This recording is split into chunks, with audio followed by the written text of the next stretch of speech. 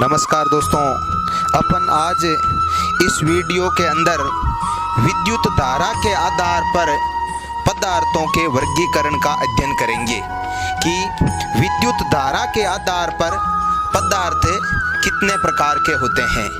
आप इसको जैसे आपने पदार्थों से संबंधित 2 वीडियो पीछे पढ़ रखे हैं, पदार्थों से संबंधित ये आपका तीसरा वीडियो है।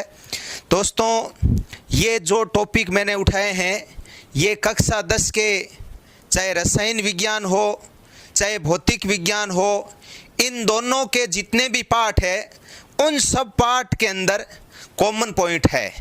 तो हम यहाँ टॉपिक पढ़ते हैं विद्युत धारा के आधार पर पदार्थों का वर्गीकरण। इसको आप यूं भी कह सकते हो, देखो जैसे अपन आगे जो अपने फिजिक्स के पाठ आएंगे उन पाठ के अंदर अपन अलग से पढ़ेंगे कि विद्युत धारा क्या होती है, कि आवेशों का जो प्रवाह होता है, आवेशों के प्रवाह के कारण विद्युत धारा उत्पन्न होती है। ये विद्युत धारा की परिभाषा है। हालांकि अपने फिजिक्स वाले जो चैप्टर हैं उनमें विद्युत धारा का पूरा अपने चैप्टर है, उसके सारे सूत्र है। अभी मैं इतना ही बता देता हूं कि विद्युत धारा जो है, विद्युत धारा की उत्पत्ति का जो मेन कारण है वो है आवेशों का प्रवाह। आवेशों के प्रवाह के कारण विद्युत धारा उत्पन्न होती है। तो इस पॉइंट को आप यूं भी कह सकते हो, या तो यूं बोल सकते हो आवेशों के प्रवाह के आधार पर पदार्थों का वर्गीकरण, और या कह सकते हो विद्युत धारा के आधार पर पदार्थों का वर्गीकरण। दोस्तों, ये 10वीं क्लास में और 12वीं की फिजिक्स के अंदर भी टॉपिक है। अपना जो चैनल है, इस चैनल पर 12वीं क्लास का जो पार्ट 1 है, प्रथम पाठ का जो 5वां वीडियो है वो इसी आधार पर बनाया गया है, लेकिन वो थोड़ा सा 12वीं के लेवल का टॉपिक है और ये जो टॉपिक है वो 10वीं लेवल का है। उसमें कई चीज़ें 12वीं लेवल की आ रखी है। तो देखो, ध्यान रखना, विद्युत धारा के आधार पर या आवेशों के प्रवाह के आधार पर, और या आप इसको यूं भी कह सकते हो भाई, आयनों के प्रवाह के आधार पर। आयनों के प्रवाह के आधार पर जो पदार्थ होते हैं वो पदार्थ मुख्यतः याद रखना 3 प्रकार के होते हैं। आवेशों के या आयनों के प्रवाह के आधार पर या विद्युत धारा के आधार पर पदार्थ 3 प्रकार के होते हैं। कौन कौन से? एक तो होता है सुचालक, एक है सुचालक, अंग्रेजी में इसको बोलते हैं कंडक्टर, और एक होता है कुचालक। एक सुचालक, एक कुचालक। कुचालक का दूसरा नाम होता है विद्युत रोधी। विद्युत रोधी, अंग्रेजी में इसको बोलते हैं इंसुलेटर। इंसुलेटर। और तीसरा जो प्रकार है वो होता है अर्धचालक। अर्धचालक, इसको अंग्रेजी में बोलते हैं सेमी कंडक्टर। यानी कंडक्टर का मतलब तो क्या हो गया? कंडक्टर का मतलब तो हो गया चालक। सुचालक या चालक एक ही शब्द है। अर्धचालक यानी सेमी कंडक्टर। तो यहां मैंने बताया है विद्युत धारा के आधार पर पदार्थ मुख्यतया 3 प्रकार के हैं। कौन कौन से? एक सुचालक, दूसरा कुचालक और तीसरा अर्धचालक। 3 प्रकार के पदार्थ है। तो ये जो 3 प्रकार के पदार्थ है, इन तीनों प्रकार के हम पदार्थों को पढ़ने से पहले मुख्यतया मैं आपको जो आवश्यक चीजें होगी उनके बारे में आपको थोड़ी सी पहले जानकारी दे देता हूं, और उसके बाद अपन इन तीनों पदार्थों का तुलनात्मक ढंग से अध्ययन करेंगे। तो ये जो टॉपिक हम पढ़ रहे हैं, ये टॉपिक पढ़ने से पहले हमें दो शब्दों के बारे में पूरी जानकारी प्राप्त करनी पड़ेगी। कौन कौन से? एक शब्द आपको पढ़ना पड़ेगा चालकता। चालकता अपनी किताब का टॉपिक है, विद्युत धारा वाला पार्ट है, उसमें पूरा टॉपिक है चालकता। और इस चालकता को ऐसे सिग्मा से लिखा जाता है। और एक टॉपिक आपको पढ़ना पड़ेगा प्रतिरोधकता। प्रतिरोधकता, और प्रतिरोधकता को रो से प्रदर्शित किया जाता है। ये जो चिन्ह है वो रो है। तो ये मैं तीनों आपको पदार्थ बता रहा हूं। उससे पहले आप इन दोनों शब्दों के बारे में समझ लीजिए कि चालकता क्या होती है और प्रतिरोधकता क्या होती है। तो जैसे चालकता, चालकता जो शब्द है ना वो चालन से बना है, चालन। और चालन क्या होती है?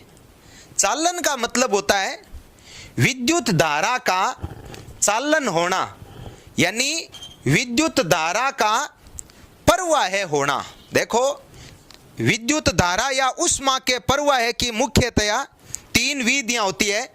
उनमें से एक जो विधि है वो है चालन विधि। तो चालन का मतलब होता है विद्युत धारा प्रवाहित होना। तो ये चालकता शब्द चालन से बन रखा है। चालन का मतलब है विद्युत धारा का चालन होना, विद्युत धारा का चलना, विद्युत धारा का प्रवाह होना। तो चालकता किसका नाम है? देखो, चालकता क्या है?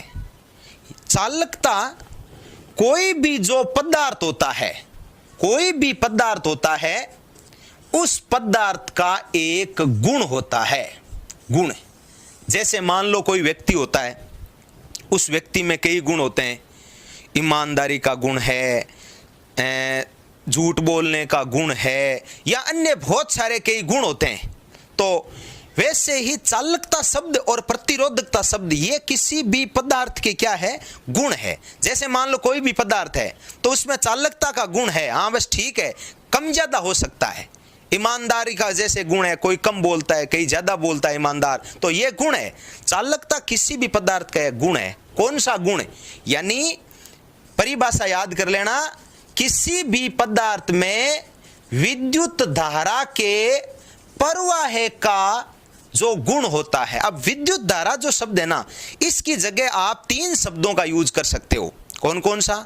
आप कह सकते हो आवेशों का प्रवाह, आप कह सकते हो आयनों का प्रवाह, और आप कह सकते हो विद्युत धारा का प्रवाह। क्यों? कि आवेशों के प्रवाह के कारण ही विद्युत धारा उत्पन्न होती है। तो यह चालकता क्या है? चालकता किसी भी पदार्थ का एक गुण है, यानी विद्युत धारा के प्रवाह का जो गुण होता है उसी गुण को अपन क्या कहते हैं? चालकता कहते हैं। और ये जो चालकता है, इस चालकता का मात्रक होता है, याद रखना, महो बट्टा मीटर। ये आपके फिजिक्स वाला जो विद्युत धारा का पाठ हैगा वहां आ जाएगा। और इसका मात्रक होता है महो बटा मीटर। और ये प्रतिरोधकता क्या है? ये वैसे आप यूं समझ लीजिए, ये प्रतिरोधकता भी किसी भी पदार्थ का एक गुण है। कौन सा गुण है? ये विद्युत धारा जो होती है ना, विद्युत धारा के रुकावट का गुण है। विद्युत धारा के रुकावट का गुण है। तो जैसे मान लो आप, ये प्रतिरोधकता क्या करता है? ये प्रतिरोधकता विद्युत धारा का रुकावट करता है। रुकावट करने का क्या है? एक गुण है। और चालकता विद्युत धारा के प्रवाह का गुण है। जैसे ये प्रतिरोधकता शब्द है ना, ये प्रतिरोध शब्द से बना है। प्रतिरोध, यहां थोड़ा सा आप प्रतिरोध शब्द को समझ लिए। प्रतिरोध अंग्रेजी में इसको बोलते हैं रेजिस्टेंस, और इसको लिखते हैं आर से। वैसे प्रतिरोध यह है, विद्युत धारा में रुकावट का जो गुण होता है ना, उस गुण को क्या कहते हैं? प्रतिरोध। और प्रतिरोध आर बराबर, देखो एक सूत्र होता है रो एल बट्टा ए, ये प्रतिरोध का सूत्र होता है। इसी सूत्र से रो का सूत्र बनता है। तो रो बराबर देख लो क्या हो जाएगा? रो बराबर हो जाएगा आर ए बट्टा एल। तो प्रतिरोध शब्द से ही प्रतिरोधकता बना है। तो आप यहां प्रतिरोधकता जो शब्द है ना, इसको आप यूं मान सकते हो, विद्युत धारा के मान में रुकावट का जो गुण होता है वो प्रतिरोधकता, यानी प्रतिरोध से बना है आपका प्रतिरोधकता शब्द है। चलो अब अपन बात करते हैं। अच्छा, ये जो प्रतिरोधकता है इसका सूत्र मैंने बता दिया है, आर ए बटा एल। आर यानी प्रतिरोध, ए यानी क्षेत्रफल, एल यानी मीटर। तो इनका यदि मात्रक देखें तो देखो, आर की जगह आर का मात्रक लिख दो। प्रतिरोध का मात्रक होता है ओम, गुणा ए है क्षेत्रफल, क्षेत्रफल का मात्रक होता है मीटर स्क्वायर, बट्टा लंबाई, नीचे बट्टा में एल का मतलब है तार की लंबाई, इसका मात्रक होता है मीटर। तो देखो 1 मीटर से 1 मीटर कट जाएगा, तो रो का मात्रक क्या बचा, रो का मात्रक हो गया आपके ओम गुणा मीटर। इस ओम का यह संकेत भी होता है ओम गुणा मीटर। तो यह हुआ आपका प्रतिरोधकता। तो ये दो शब्द मैंने आपको बताए हैं, एक शब्द बताया मैंने प्रतिरोधकता, एक शब्द बताया मैंने चालकता। याद रखना ये दोनों एक दूसरे के व्युत्क्रमानुपाती होते हैं। व्युत्क्रमानुपाती का मतलब जैसे देखो मैं यूं कह सकता हूं कि प्रतिरोधकता, जैसे चालकता को सिग्मा से लिखते हैं, सिग्मा बराबर होता है 1/ρ, अर्थात ये दोनों एक दूसरे के क्या हुए, व्युत्क्रमानुपाती। जैसे देखो यहां मैं रो के बारे में बता रहा हूं, आपने रो का मात्रक क्या पढ़ा था, रो का मात्रक पढ़ा था आपने ओम गुणा मीटर मात्रक। ये मैं आपको फिजिक्स वाले पाठों के अंदर बताऊंगा। कोई भी राशियां होती है उनको मापने की इकाइयां होती है मात्रक। तो रो का मात्रक है ओम गुणा मीटर। तो ये जो सिग्मा है चालकता, इसका क्या होगा, इसका सूत्र है 1/ρ, तो इसका मात्रक हो जाएगा 1/ओम गुणा मीटर, और 1/ओम को कहते हैं महो, तो इसका मात्रक हो जाएगा महो, और बट्टा में क्या रह जाएगा, मीटर। ये चालकता है। और याद रखना चालकता और प्रतिरोधकता ये दोनों एक दूसरे के क्या होते हैं, व्युत्क्रमानुपाती होते हैं। व्युत्क्रमानुपाती का मतलब क्या हुआ रे, कि जिसकी चालकता ज्यादा है समझ लेना उसकी प्रतिरोधकता क्या होगी, कम। तो चालकता किसका नाम है, विद्युत धारा के प्रवाह का नाम।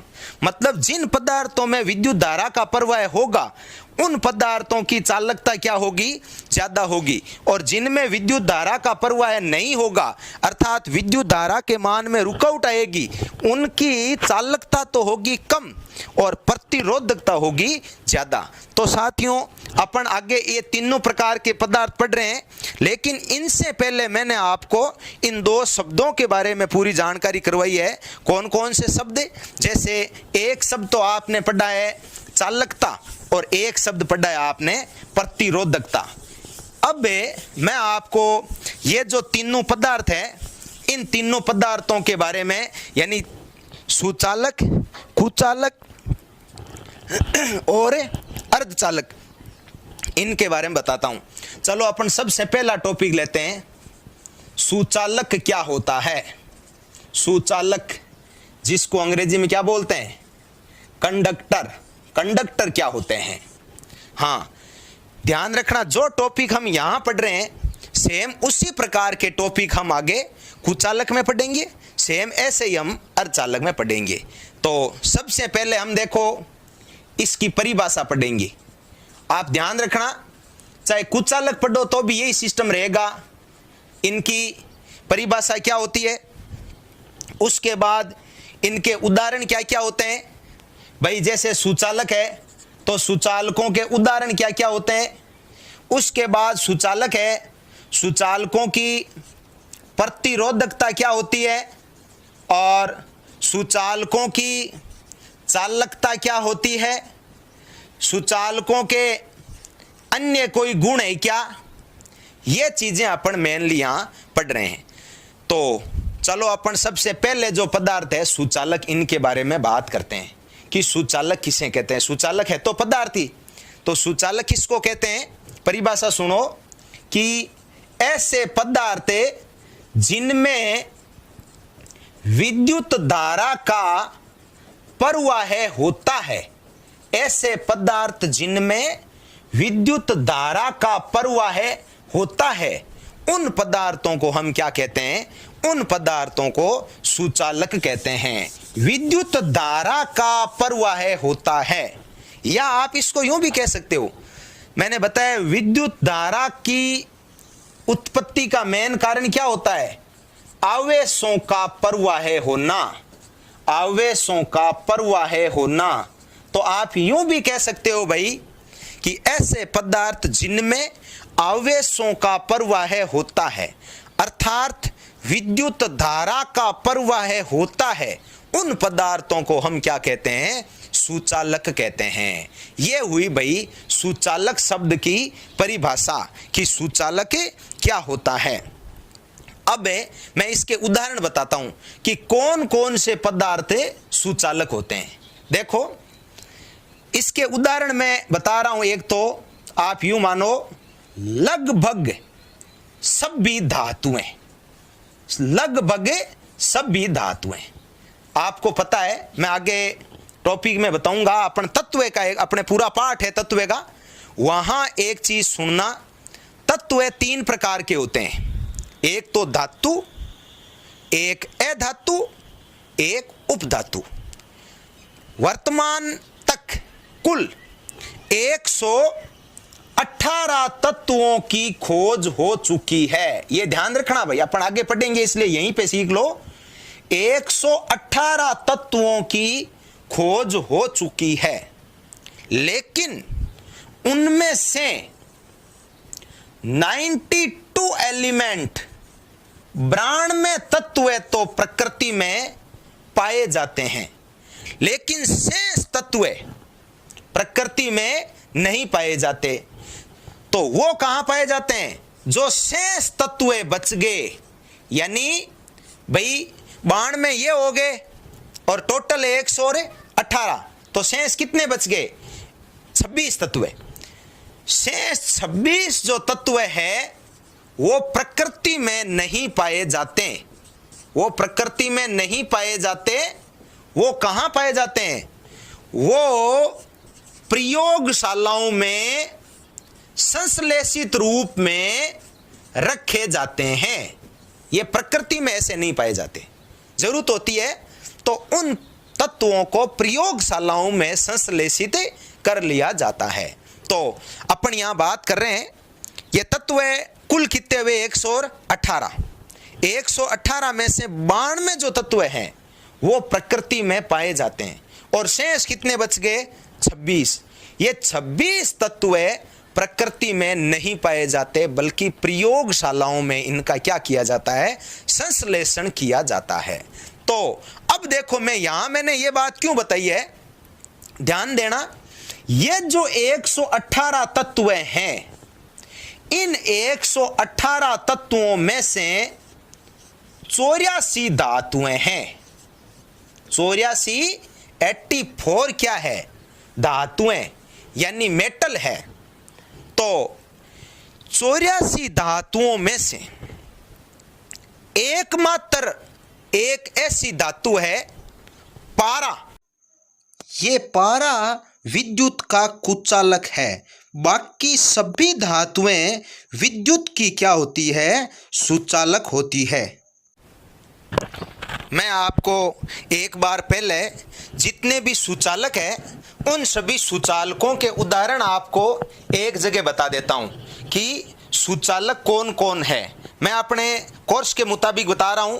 देखो, सुचालकों के मेन जो उदाहरण है, जैसे लगभग सभी धातुएं जितनी भी होती है, उदाहरण याद करते जाओ। लगभग सभी धातुएं, ये धातुएं क्या होती है यह आपको एक अलग वीडियो के अंदर बता दिया जाएगा। धातु, अधातु और उपधातु, इनके बारे में आपको अलग से बता दिया जाएगा। तो अपने को उदाहरण याद रखना है। एक तो लगभग सभी धातुएं, मैंने देखो यहां एक शब्द जोड़ा है लगभग। ये लगभग क्यों जोड़ा है?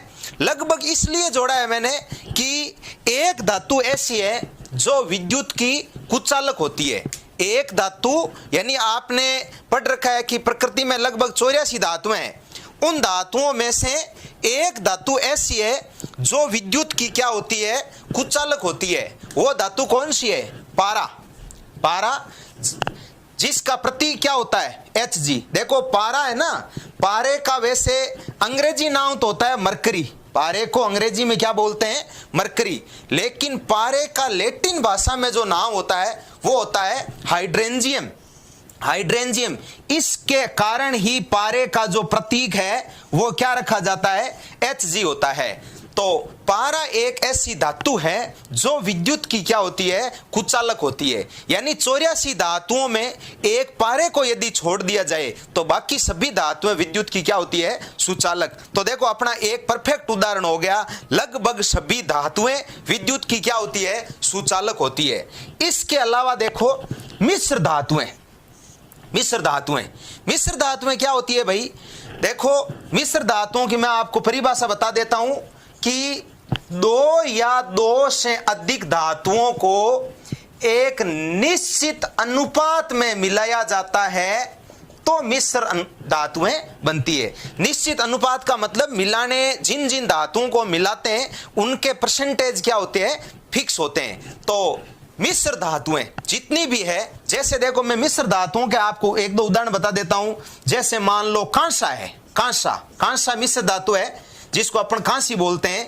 कांसा बनता है Cu प्लस Sn से, Cu यानी कॉपर और Sn का मतलब क्या हो गया टिन। इसके अलावा जैसे मान लो पित्तल है, पित्तल किस किस से बनता है Cu प्लस Zn यानी कॉपर और जिंक। तो ये देखो दो मिश्र धातु, हालांकि और भी कई मिश्र धातुएं होती है, मैंने उदाहरण के लिए आपको बताया कांसा और पित्तल। तो मिश्र धातुएं जो भी है वो भी विद्युत की क्या होती है सुचालक होती है। तो सुचालक के दो उदाहरण बता दिए मैंने, एक लगभग सभी धातुएं यानी पारे को छोड़कर, दूसरा उदाहरण बता दिया मैंने मिश्र धातुएं जैसे आप कह सकते हो कांसा और पित्तल। इसके अलावा देखो मानव शरीर विद्युत का सुचालक होता है और ये पृथ्वी जो है ये भी विद्युत की क्या होती है सुचालक होती है। इसके बाद में देखो अम्ल, क्षार और लवणों के विलयन, यहां ध्यान देने वाली चीज है। देखो अम्ल, क्षार और लवण अपने अलग से एक पाठ है, उसमें आपको बता देंगे क्या होता है। तो जैसे देखो मैं अम्ल का एक उदाहरण देता हूं, जैसे एक अम्ल है मान लीजिए HCl, क्षार का एक उदाहरण देता हूं मान लीजिए NaOH, और लवण का एक उदाहरण देता हूं मान लीजिए NaCl। HCl का मतलब हाइड्रोक्लोरिक अम्ल, NaOH का मतलब क्या हो गया सोडियम हाइड्रोक्साइड, और NaCl साधारण नमक। ये HCl एक अम्ल हो गया, NaOH एक क्षार हो गया और NaCl क्या हो गया एक लवण हो गया। ध्यान रखना ये अपने शुद्ध रूप में विद्युत के क्या होते हैं कुचालक, चाहे HCl हो, चाहे NaOH हो, चाहे NaCl हो। लेकिन जब इनका विलयन बना लिया जाता है, विलयन क्या होता है, इनको किसी विलायक में डाल दिया जाता है। मान लीजिए आपने इनको जल के अंदर घोल दिया, क्यों, जल जो है ना ये प्रकृति का सबसे अच्छा विलायक होता है। तो आपने अम्ल, क्षार और लवणों को किसी विलायक के अंदर डाल दिया, विलायक के अंदर डालते ही क्या बन जाएगा है कि विलयन। जैसे ही अम्ल, क्षार और लवणों का विलयन बनेगा, विलयन बनते ही अम्ल, क्षार और लवणों का जो विलयन होगा वो विद्युत का क्या हो जाएगा सुचालक हो जाएगा। तो ये तीसरा चौथा टाइप का आपने उदाहरण पढ़ दिया। देखो धातु और मिश्र धातु हो गया, मानव शरीर हो गया, पृथ्वी हो गई, अम्ल, क्षार और लवणों के विलयन हो गए। इसके अलावा देखो कार्बन का एक अपर रूप होता है ग्रेफाइट, कार्बन का एक अपर रूप है ग्रेफाइट। ये ग्रेफाइट विद्युत का क्या होता है सुचालक। एक बार थोड़ा सा आप कार्बन के बारे में समझिए। देखो कार्बन का अपने पूरा पाठ है, इसलिए वहां आपको पूरा विस्तार से बताया जाएगा। मैं यहां शॉर्ट में आपको बता देता हूं कार्बन क्या चीज है। कार्बन जो है एक अर्धचालक है, कार्बन एक अर्धचालक होता है। और यदि धातु, अधातु और उपधातु की दृष्टि से देखा जाए तो कार्बन ध्यान रखना एक अधातु है। तो कार्बन अधातु है और अर्धचालक है।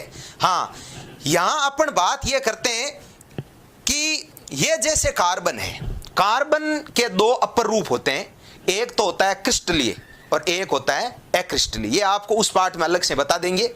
क्रिस्टलीय अपर रूप जो होते हैं ना वो तीन होते हैं। कौन कौन से, एक तो होता है हीरा, एक होता है ग्रेफाइट और एक होता है फुलरीन। ये तीन कार्बन के क्या है क्रिस्टलीय अपर रूप है, हीरा, ग्रेफाइट और फुलरीन। अब इन तीनों की स्थितियां अलग अलग है। देखो हीरा जो है ना, ये हीरा विद्युत का क्या होता है, कुचालक होता है।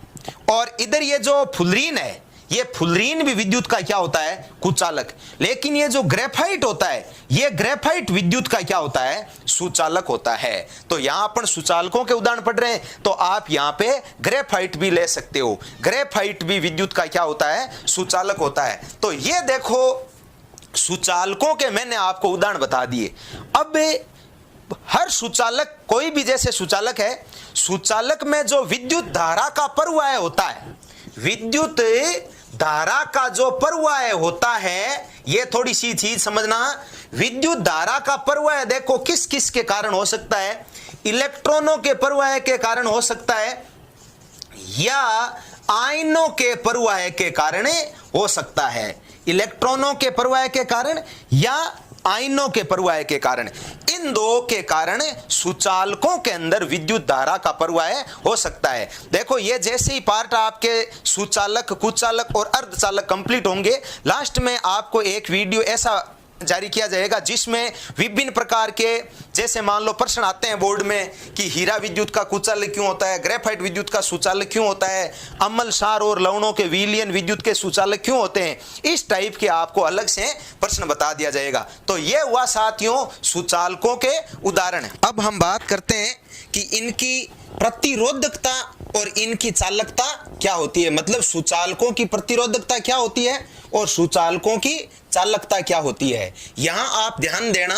जो पदार्थ जितना ज्यादा चालक होगा, चालक शब्द किस पर निर्भर करता है, चालक शब्द निर्भर करता है चालकता पर। यानी जो जितना ज्यादा चालक होगा उसकी चालकता उतनी ही क्या होगी, अधिक है। तो आपको पता है सुचालक पदार्थ तीन प्रकार के हैं, सुचालक, कुचालक और अर्धचालक। इन तीनों में सबसे ज्यादा चालकता किसकी होती है, सुचालकों की। तो यहां हम बात करेंगे कि इनकी चालकता क्या होती है, बहुत ही अधिक होती है। और आपको पता है कि चालकता और प्रतिरोधकता दोनों एक दूसरे के क्या होती है, व्युत्क्रमानुपाती। अर्थात मैं यूं कह सकता हूं, चालकता को सिग्मा से लिखते हैं, सिग्मा बराबर होता है 1/ρ। यहां ρ का मतलब क्या हो गया, प्रतिरोधकता। तो जो सुचालक होते हैं, सुचालकों की चालकता बहुत ही अधिक होती है और इनकी प्रतिरोधकता बहुत ही कम होती है। अर्थात प्रकृति में सबसे कम जो प्रतिरोधकता होती है वो किनकी होती है, सुचालकों की होती है। साथियों प्रतिरोधकता किसका नाम है, प्रतिरोधकता विद्युत धारा के मान में रुकावट उत्पन्न करने का नाम है। और चालकता किसका नाम है, विद्युत धारा के चालन करने का नाम है। तो सुचालकों की चालकता अधिक होती है और सुचालकों की प्रतिरोधकता प्रकृति में सबसे कम होती है। तो यहां ध्यान देने वाली बात यह है कि यानी सुचालक जो होते हैं इनमें प्रतिरोधकता बहुत ही कम होती है। इसका मतलब है इनमें विद्युत धारा का प्रवाह क्या होता है, बहुत ही अधिक। या आप यूं कह सकते हो इनकी चालकता बहुत ही अधिक होती है, इसलिए इनमें विद्युत धारा का प्रवाह है सबसे अधिक होता है। जैसे हम बात करते हैं, आपको पता है कि प्रकृति में सबसे सुचालक धातु कौन सी है, चांदी। चांदी प्रकृति की सबसे सुचालक धातु है। यहां मैं आपको थोड़ा सा बता देना चाहता हूं कि चांदी जो है ना, ये हमारे घरों में जो तार है वो चांदी के ही होने चाहिए, लेकिन चांदी सब यानी चांदी काफी महंगी होती है, इसलिए चांदी के स्थान पर तांबे का उपयोग किया जाता है। तो चांदी प्रकृति की सबसे सुचालक धातु है। चांदी का लैटिन नाम होता है अर्जेंटम, लैटिन नाम है अर्जेंटम, इसलिए चांदी का संकेत क्या होता है भाई, Hg, ये चांदी का संकेत है। तो चांदी सबसे सुचालक धातु है। सुचालक होने का मतलब क्या हुआ, सुचालक होने का मतलब यह हो गया कि चांदी की चालकता तो प्रकृति में हुई सबसे ज्यादा और चांदी की प्रतिरोधकता प्रकृति में क्या हुई सबसे कम। जैसे आप याद करना, कि चांदी की चालकता जो होती है ना, याद कर लो इस मान को, चांदी की चालकता 0.625 इंटू 10 की घात 8 होती है। 0.625 इंटू 10 की घात 8 महो बटा मीटर। क्यों? चालकता का मात्रक होता है महो बटा मीटर। और चांदी की जो प्रतिरोधकता होती है, मतलब रो होता है, वो प्रकृति में क्या होता है? सबसे कम। कितना होता है? 1.60 इंटू 10 की घात -8। ये आपकी किताब में डाटा दे रखे हैं कि चांदी की प्रतिरोधकता कितनी होती है? 1.60 इंटू 10 की घात -8। ये मान आपकी किताब में दे रखा है। और यदि आपको रो मिल गया तो रो मिलते ही आप क्या निकाल सकते हो? सिग्मा निकाल सकते हो, मतलब चालकता निकाल सकते हो। आपको पता है चालकता बराबर क्या होता है? 1 बटा सिग्मा। तो 1 बटा नहीं सॉरी सिग्मा बराबर होता है 1 बटा रो। तो 1 चांदी के लिए रो का मतलब प्रतिरोधकता कितनी है? 1.60 इंटू 10 की घात -8। तो ये आप भाग दे के हल कर लो, आपका मान आ जाएगा 0.625 इंटू 10 की घात 8। ये चांदी की प्रतिरोधकता और ये चांदी की चालकता हुई है। इस प्रकार चांदी की चालकता प्रकृति में सबसे ज्यादा है और चांदी की प्रतिरोधकता प्रकृति में सबसे कम होती है। तो ये अब देखो चांदी के बाद में देख यहां जो प्रतिरोधकता है ना, सबसे कम तो प्रकृति में है चांदी की 1.6 इंटू 10 की घात -8। और फिर होती है कॉपर की। कॉपर की कितनी होती है? याद करो 1.62 इंटू 10 की घात -8। इसको तो आप 1.60 कह सकते हो और इसको कह सकते हो 1.62 इंटू 10 की घात -8। और आगे मात्रक वही लग जाएगा क्या? Ohm into metre. तो ये आपने देखो सुचालक शब्द है ना, इसके 4 लक्षण पढ़ लिए। कौन कौन से? सुचालक की परिभाषा पढ़ ली, सुचालक के उदाहरण पढ़ लिए, और इसके अलावा आपने सुचालकों की प्रतिरोधकता बहुत ही कम होती है और सुचालकों की चालकता क्या होती है? प्रकृति में बहुत ही अधिक होती है। तो ये अब आपको यदि सुचालकों के अलग से गुण पूछे तो ये इनके गुण हो जाएंगे कि इनकी प्रतिरोधकता बहुत कम होती है, इनकी चालकता बहुत ही अधिक होती है, और ये इनके उदाहरण होते हैं। फिर यहाँ एक नॉर्मल क्वेश्चन बन गया कि चांदी प्रकृति की सबसे सुचालक धातु क्यों है? तो आप क्या कहोगे? यानी सुचालक जो शब्द है ना, सुचालक ज्यादा कब होता है? जिसकी चालकता क्या हो? ज्यादा हो। कम कब होता है? जिसकी प्रतिरोधकता क्या हो? कम हो। तो ये आपका एक क्वेश्चन क्लियर हो गया साथियों, सुचालक क्या होता है। अब सुचालक के अभी पॉइंट कंप्लीट नहीं हुआ है। सुचालक के अंदर ही एक पॉइंट है भाई, अति चालकता। बहुत इंपॉर्टेंट पॉइंट है अति चालकता। तो इसको आप समझिए, देखें ये अति चालकता क्या होती है। सुचालकों के अंदर ही पॉइंट है, अपनी किताब का पॉइंट है अति चालकता क्या होती है। जैसे देखो शब्द से ही पता चल रहा है अति का मतलब क्या होता है? ज्यादा, और चालकता यानी चालकता, मतलब जिसकी चालकता बहुत ही अधिक हो। अति चालकता बहुत इंपॉर्टेंट क्वेश्चन है, इसलिए इसको आप बड़े ध्यान से समझना भाई। अति चालकता क्या होती है? देखो कुछ धातुएं जिनमें एक निश्चित ताप पर, बहुत ही बढ़िया प्रश्न है, कुछ धातुओं में एक निश्चित ताप पर प्रतिरोध का मान 0 होता है और चालकता का मान अत्यधिक होता है। मतलब आप यूं कह सकते हो कि इनकी चालकता का मान अनंत होता है या अत्यधिक होता है। अत्यधिक कह सकते हो या कह सकते हो अनंत होता है। उन धातुओं को अति चालक कहते हैं। अति चालक का मतलब है जिनकी चालकता क्या होगी? बहुत ही अधिक। अर्थात चालकता अधिक होने का मतलब क्या हुआ? जिनमें धारा का प्रवाह है बहुत ही अधिक होगा। और धारा का प्रवाह अधिक होगा, इसका मतलब प्रतिरोध क्या होगा, कम होगा, अर्थात कितना होगा, शून्य। तो पहले तो इस शब्द की परिभाषा समझो, अति चालक किसे कहते हैं। आप ऐसे बोल दीजिए, चाहे ऐसे पदार्थ, ऐसे पदार्थ, क्यों ये धातुन ए धातुन सारे किस में आ जाते हैं, पदार्थ में आ जाते हैं।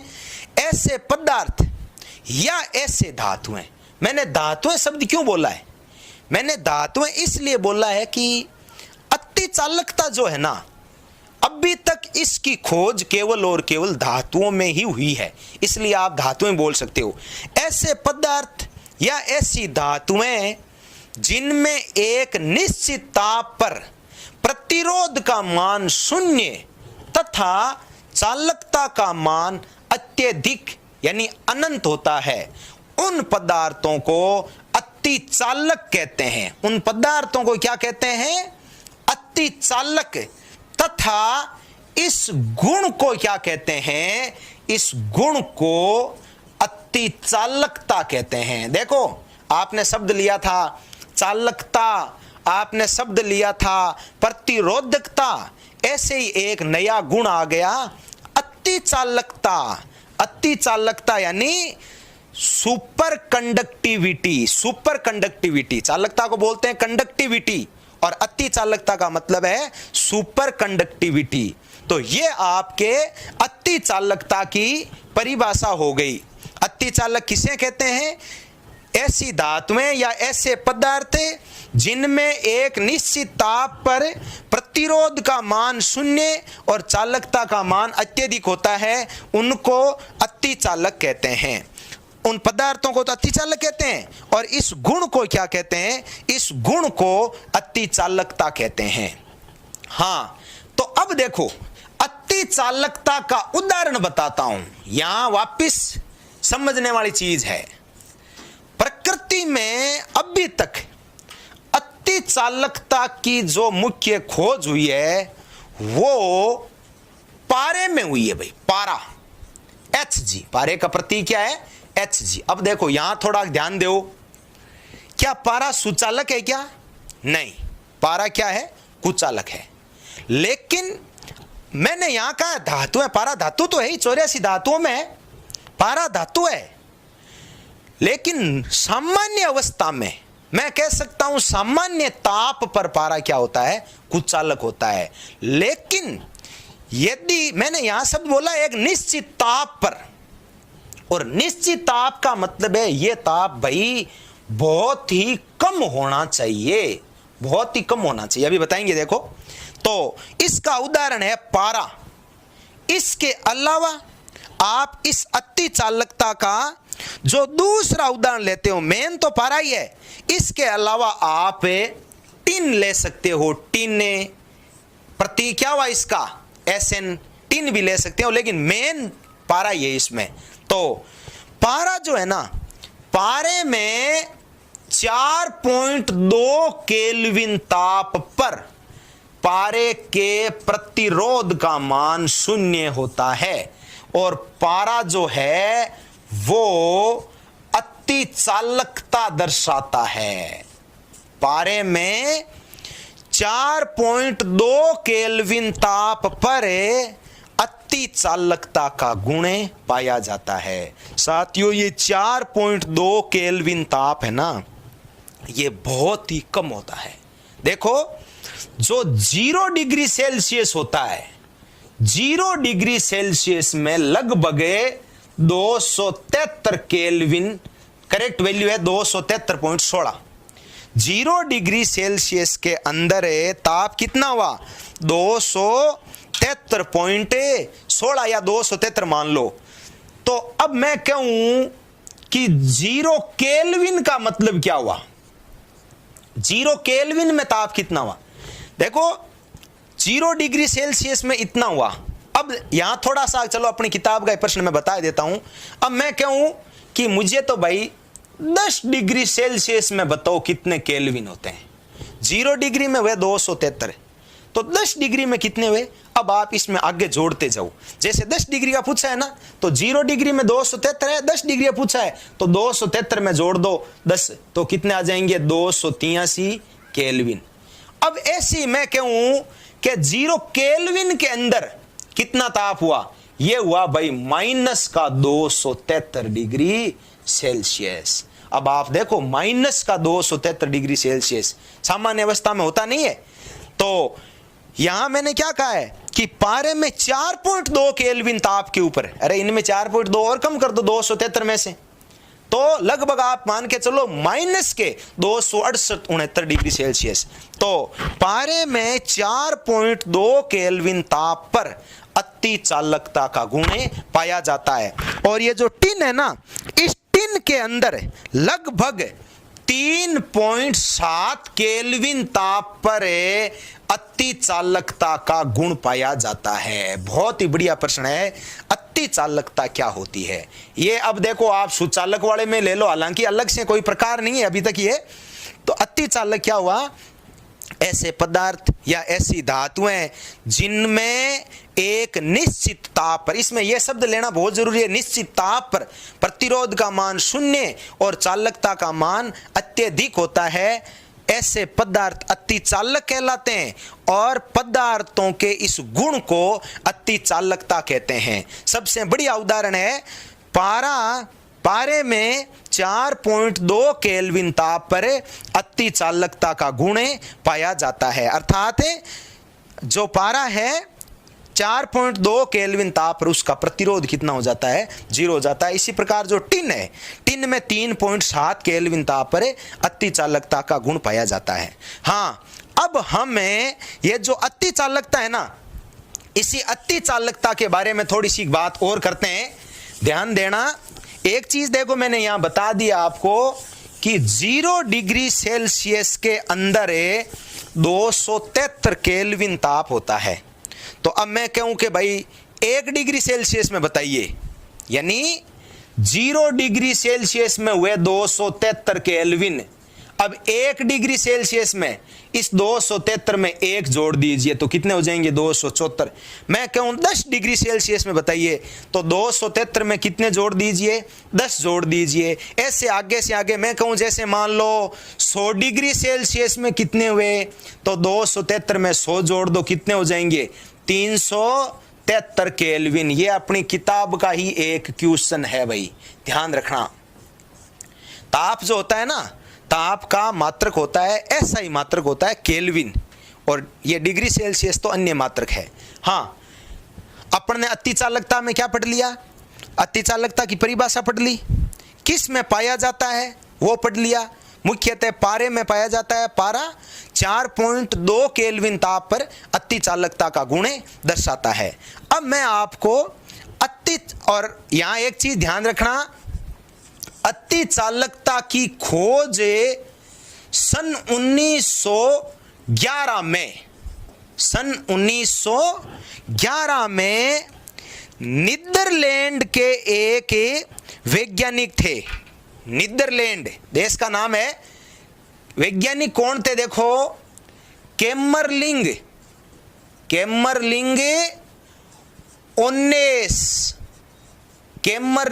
ओन्नेस या के ओन्नेस कह दो चाहे। कैमरलिंग ओन्नेस ने 1911 में अति चालकता की खोज की थी। तो ये हुआ भाई अति चालकता। अब मैं आपको ये जो अति चालकता है ना, इसके उपयोग बता देता हूं। अति चालकता का मेन उपयोग क्या है? और यदि अपन यहां बात करें ना, अति चालकता का देखो खास गुण क्या होता है।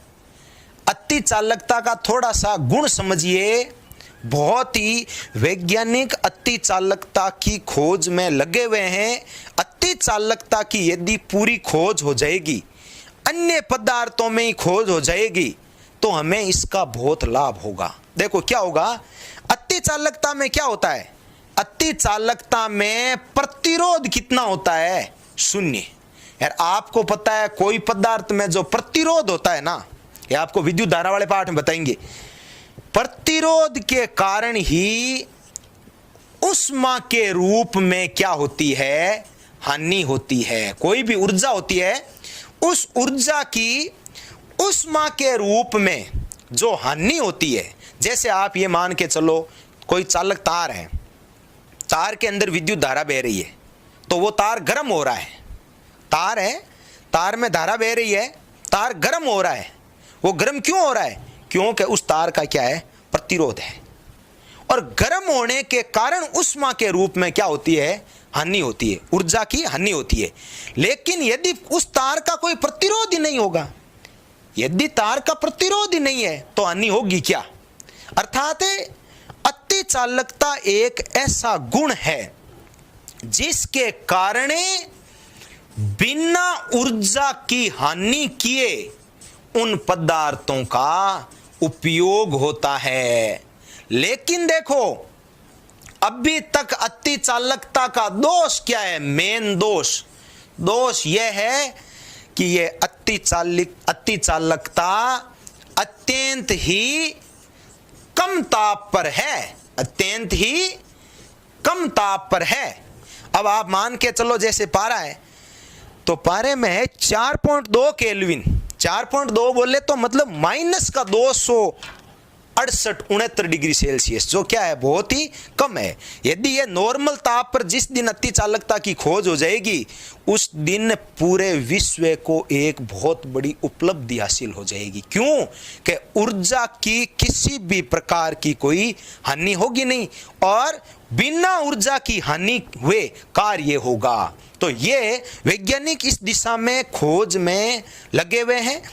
ये अति चालकता का खास गुण है कि प्रतिरोध इसमें 0 होता है, इसलिए ऊर्जा की किसी प्रकार की कोई हानि नहीं होती। लेकिन अभी तक अति चालकता की सबसे कमी मान लो चाहे आप क्या है कि इसकी खोज तो हो गई लेकिन अत्यंत ही कम ताप पर इसकी खोज हुई है।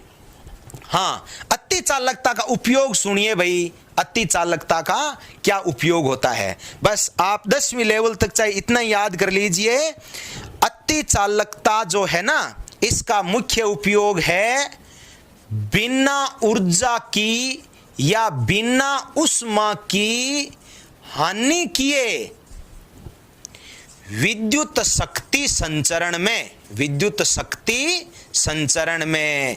ये विद्युत शक्ति, इलेक्ट्रिक पावर हमारे कोर्स की चीज है भाई, विद्युत धारा वाले पाठ में आएगा विद्युत शक्ति, वहां बताएंगे। अभी इतना याद कर लो, अति चालकता का मुख्य उपयोग क्या है? बिना ऊर्जा की हानि किए विद्युत शक्ति के संचरण में या विद्युत ऊर्जा के संचरण में, या ऐसे बोल दो विद्युत धारा के संचरण में अति चालकता का उपयोग किया जाता है। तो ये साथियों आपका एक पॉइंट कंप्लीट हुआ। सुचालक और सुचालकों में मैंने कौन सा टॉपिक बता दिया? अति चालकता। देखो मैंने कहा अति चालकता बहुत ही कम ताप पर है।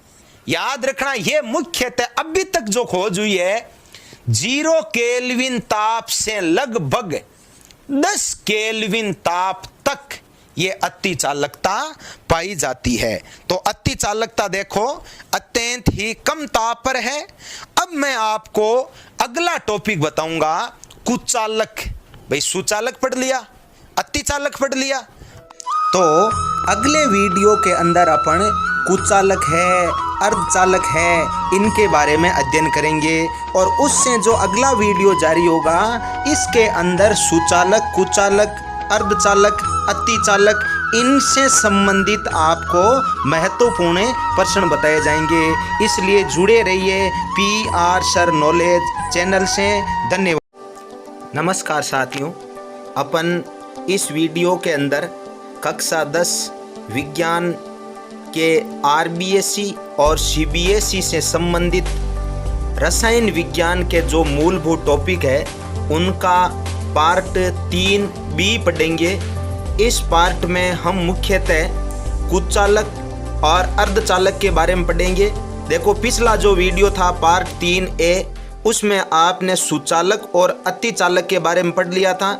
इसके अलावा सुचालक, कुचालक, अर्धचालक और अतिचालक, इनसे संबंधित महत्वपूर्ण प्रश्न भी अपन इस वीडियो में पढ़ेंगे। और हाँ, पिछला जो वीडियो था पार्ट 3A, उसकी लिंक इसी वीडियो के नीचे डिस्क्रिप्शन में दे रखी है। तो देखो कुचालक क्या होते हैं। कुचालक जो है, कुचालक का दूसरा नाम होता है विद्युत रोधी। अंग्रेजी में इनको क्या बोलते हैं? इंसुलेटर। तो वही हम 4 बातें करेंगे। एक तो इनकी परिभाषा क्या होती है, एक इनके उदाहरण क्या क्या होते हैं, इनकी प्रतिरोधकता कितनी होती है और इनकी चालकता कितनी होती है। तो कुचालक किसको कहते हैं? कुचालक का दूसरा नाम होता है विद्युत रोधी। कुचालक की अपन परिभाषा क्या बोलेंगे कि ऐसे पदार्थ जिनसे विद्युत धारा का प्रवाह नहीं होता। आप वही बात है, 3 शब्द बोल सकते हो। विद्युत धारा का प्रवाह नहीं हो सकता, या आप बोल सकते हो आवेशों का प्रवाह नहीं हो सकता, और या बोल सकते हो आप जिनमें से आयनों का प्रवाह नहीं हो सकता। उन पदार्थों को हम क्या कहते हैं? कुचालक कहते हैं। यानी कुचालकों के अंदर विद्युत धारा का कोई प्रवाह नहीं होता। इन कुचालक पदार्थों को विद्युत रोधी पदार्थ भी कहते हैं। तो ये हुई कुचालक की परिभाषा। अब मैं आपको कुचालक के उदाहरण बता रहा हूं, एग्जाम्पल क्या क्या है। तो अभी तक जो हमने सुचालक पढ़ा था उनमें से आप देखो, सुचालक के अंदर आपने लिया था लगभग सभी धातुएं क्या थी? सुचालक। एक धातु ऐसी थी जो क्या थी? कुचालक। वो धातु कौन सी थी? पारा। तो पारा विद्युत का क्या हो गया? सुचालक। इसके अलावा आपने देखो पीछे क्या पढ़ा था कि कार्बन खुद क्या है? खुद कार्बन क्या होता है? अर्धचालक होता है, सेमीकंडक्टर होता है। लेकिन कार्बन का एक रूप आपने पढ़ा ग्रेफाइट। ग्रेफाइट विद्युत का क्या था? सुचालक। और एक रूप है आपका हीरा। ये हीरा विद्युत का क्या होता है? कुचालक। तो एक उदाहरण हो गया हीरा। इसके अलावा देखो शुद्ध जल जो होता है ना, डिस्टिल वाटर, ये याद रखना विद्युत का कुचालक होता है। बहुत इंपॉर्टेंट प्रश्न है। शुद्ध जल विद्युत का कुचालक है। लेकिन हम जो जल यूज करते हैं ना, उस जल में कुछ न कुछ अशुद्धि मिल जाती है, जिसके कारण वो जल क्या हो जाता है? अशुद्ध। और जल में जैसे ही अशुद्धि मिलती है, वो जल है वो विद्युत का क्या हो जाता है? सुचालक हो जाता है। इसके अलावा देखो सूखी लकड़ी, यदि लकड़ी गिल्ली है तो याद रखना वो सुचालक होगी। सूखी लकड़ी है, प्लास्टिक है, रबर है, एबोनाइट है, कांच है, ये सब विद्युत के क्या होते हैं? कुचालक। तो कुचालकों के उदाहरण क्या हो गए? जैसे आप कह सकते हो सूखी लकड़ी, प्लास्टिक का मतलब प्लास्टिक की कोई भी वस्तु आ गई वो कुचालक है। इसके अलावा रबर या रबर की कोई भी वस्तु, एबोनाइट है, कांच है, हीरा है, शुद्ध जल है, पारा है, ये सब विद्युत के क्या होते हैं? कुचालक। यहां थोड़ा सा पारा पर ध्यान दीजिए। ये पारा जो है ना, यदि इसका तापमान बहुत ही कम हो, अर्थात कितना? 4.2 केल्विन ताप हो, तो ये पारा आपको पता है क्या दर्शाता है? ये अति चालकता भी दर्शाता है। ये मैंने आपको पीछे बता दिया है। लेकिन नॉर्मल जो ताप है ना, इसके ऊपर पारा विद्युत का क्या होता है? कुचालक होता है। तो ये हुआ कुचालकों की परिभाषा और कुचालकों के उदाहरण। चलो अब हम आगे बात करते हैं इनकी प्रतिरोधकता। थोड़ा सा यहां समझ लो कि मैंने आपको बता रखा है, एक शब्द तो बता रखा है प्रतिरोधकता। प्रतिरोधकता का मतलब रो। तो प्रतिरोधकता का किसका नाम है? विद्युत धारा में रुकावट का जो नाम है, विद्युत धारा के विरोध का जो नाम है, वो है प्रतिरोधकता। एक शब्द मैंने बता रखा है आपको, चालकता। चालकता का मतलब है सिग्मा। ये चालकता किसका नाम है? विद्युत धारा के प्रवाह का जो नाम है वो है चालकता। तो ये कुचालक, अपने को पता है कुचालकों के अंदर कोई विद्युत धारा प्रवाहित नहीं होती। इसका मतलब है इनकी चालकता बहुत ही कम होती है। कम बोले तो अपन विज्ञान की भाषा में क्या बोल सकते हैं? नगण्य। इनकी कोई चालकता नहीं होती और इनकी जो प्रतिरोधकता होती है वो बहुत ही अधिक होती है। देखो जो आपने पहले सुचालक पढ़ा था, सुचालक से जस्ट उल्टा हो गया। तो मैं यहां ऐसे बोल दूंगा कि इनकी प्रतिरोधकता का मान क्या होता है? बहुत ही अधिक। अर्थात धारा में रुकावट का जो गुण होता है वो बहुत ही अधिक होता है और इनकी चालकता बहुत ही कम। कम का मतलब कितनी कम? नगण्य होती है। इनकी कोई चालकता नहीं होती, बहुत ही कम होती है। तो अब देखो प्रतिरोधकता बहुत अधिक होती है। यहां मैं थोड़ा सा आपको बता देता हूं, पीछे आपने एक उदाहरण पढ़ा था किसका, चांदी का। चांदी की प्रतिरोधकता कितनी थी, 1.60 इंटू 10⁻⁻8। देखो वहां आया था -8, बहुत कम थी ना। लेकिन यहां देखो, जैसे आपने कहा है शुद्ध जल, पानी की चालक प्रतिरोधकता कितनी है, 2.5 इंटू 10⁵5। देखो 10⁵5। आपने कहा कांच, कांच विद्युत का कुचालक है, कांच की है 10⁻10 से 10⁻14 और हीरा 10⁻12 से 10⁻13। यानी कहने का मतलब देखो वहां आपके धातुओं की माइनस में चल रही थी और यहां 10⁻, देखो प्लस में चल रही है, जो मान देख लो बहुत ज्यादा है। तो इनकी प्रतिरोधकता बहुत ही अधिक होती है। ये 3 उदाहरण अपनी किताब के, इसलिए इनका याद भी कर लेना। देखो कई बार प्रश्न आ जाता है, जैसे मैं हीरे वाला प्रश्न बताऊंगा कि हीरा कुचालक क्यों होता है, तो इसका एक दूसरा कारण है और एक कारण यह भी आप दे सकते हो, हीरे की प्रतिरोधकता का मान बहुत ही अधिक होता है। हाँ, इनकी चालकता बहुत ही कम होती है। कम बोले तो जैसे आपको पता है चालकता का सूत्र क्या होता है, चालकता बराबर होता है 1/प्रतिरोधकता। तो आप प्रतिरोधकता याद है, जैसे मान लो आपने कह दिया हीरे की 10⁻12 से 10⁻13, तो इससे इनकी चालकता निकाल लो। जैसे अपन हीरे की बात करते हैं कि जैसे हीरा है, सिग्मा बराबर हुआ 1/ρ, तो 1/ इसका रो कितना है, 10⁻12 से 10⁻13 है, तो चाहे 12 ले लो चाहे 13 ले लो। जैसे मैंने 10⁻12 ले लिया तो इसकी चालकता आ जाएगी 10⁻12 और आगे मात्रक लग जाएगा महो बटा मीटर। कहने का मतलब देखो 10⁻12 जो बहुत ही कम है। आपने सुचालक पढ़ा था, सुचालकों की जो प्रतिरोधकता आई थी ना वो -8 में आई थी। देखो चांदी की आपको याद है, सेम वही बात है यहां हीरे की आई है -12 में। इसका मतलब है इनकी चालकता क्या होती है, बहुत ही कम होती है। तो ये हुए दोस्तों जो विद्युत रोधी पदार्थ होते हैं, कुचालक पदार्थ होते हैं। कुचालक की मैंने परिभाषा बता दी, एक बार फिर सुन लो कि कुचालक ऐसे पदार्थ होते हैं जिनमें विद्युत धारा का प्रवाह नहीं होता। और कुचालकों के उदाहरण क्या क्या हो जाएंगे, जैसे पारा है, सूखी लकड़ी है, प्लास्टिक है, रबर है, एबोनाइट है, कांच है, हीरा है, शुद्ध जल है, ये विद्युत के क्या होते हैं, कुचालक होते हैं। और उसके बाद ये 2 महत्वपूर्ण गुण है, जैसे इनकी हम कह देंगे प्रतिरोधकता बहुत ही अधिक होती है और इनकी चालकता बहुत ही कम होती है। कुछ प्रतिरोधकता आपको मैंने बता भी दी है, जैसे पानी की बता दी मैंने कितनी, 2.5 इंटू 10⁻5, कांच की 10⁻10 से 10⁻14 और हीरे की 10⁻12 से 10⁻13। तो ये प्रतिरोधकता आप याद कर लो और चालकता अपने आप याद हो जाएगी। चालकता कैसे याद करोगे, चालकता का सूत्र हो जाएगा जैसे 1/ρ। जैसे आपने हीरे की याद कर ली तो 1/12 लग जाएगा। कांच की याद करनी पड़े तो आप 1/10 कर दो, 10⁻10 कर लो या 10⁻14 कर लो, मतलब 10⁻10 से 10⁻14 तक के कांच की प्रतिरोधकता है, तो इससे आप चालकता निकाल दो। तो ये आपका दूसरा पॉइंट हो गया, कुचालक या विद्युत रोधी पदार्थ क्या होते हैं। अब हम बात करते हैं कि विद्युत धारा के आधार पर जो वर्गीकरण है उनमें तीसरे पदार्थ कौन से हैं। तीसरे पदार्थ होते हैं अर्धचालक यानी सेमीकंडक्टर।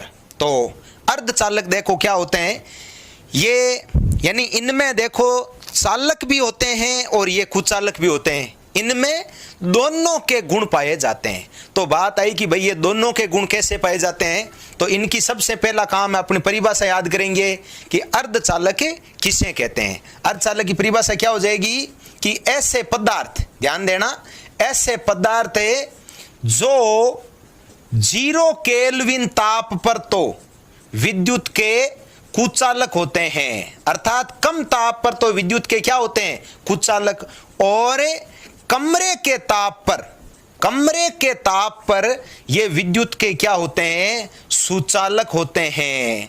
तो यहां बात आई कमरे का ताप। कमरे का ताप का मतलब सामान्य ताप। आप मान के चलो, मैं यहां बता देता हूं कमरे का ताप कितना होता है भाई। कमरे का ताप होता है लगभग 25 डिग्री सेल्सियस से 27 डिग्री सेल्सियस। आप इसमें 27 भी मान सकते हो, यानी 25 से 27 कितना ही मान लो, कोई गलत नहीं है।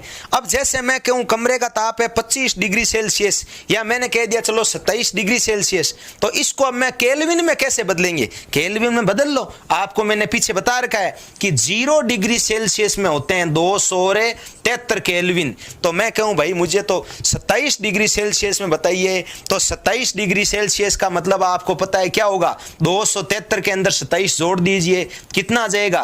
300 केल्विन ताप। इसलिए 300 केल्विन ताप, या यदि 25 जोड़ोगे तो आ जाएगा 298 केल्विन। दोनों ही प्रश्न सही है, कोई गलत नहीं है। तो कमरे का ताप होता है लगभग 298 डिग्री 98 केल्विन है, 299 कह दो, 300 केल्विन कह दो। तो अर्धचालक क्या होते हैं? ऐसे पदार्थ जो 0 केल्विन ताप पर तो विद्युत के कुचालक होते हैं, अर्थात कम ताप पर तो विद्युत के कुचालक होते हैं, परंतु कमरे के ताप पर विद्युत के क्या होते हैं? सुचालक होते हैं। इन पदार्थों को क्या कहते हैं? अर्धचालक कहते हैं। यह अर्धचालक की परिभाषा हुई। अब अपन बात करते हैं अर्धचालक के एग्जाम्पल क्या क्या होते हैं, कौन होते हैं भाई अर्धचालक? देखो मुख्यतः अर्धचालक कौन होते हैं, आप ध्यान रखना। जो आवर्त सारणी है, आवर्त सारणी अपने बताएंगे, आपको मैं यहां थोड़ा सा बता देता हूं। जो 118 तत्व हैं, उन तत्वों को व्यवस्थित करने के लिए आगे अपन टॉपिक पढ़ेंगे, अपने पाठ है पूरा।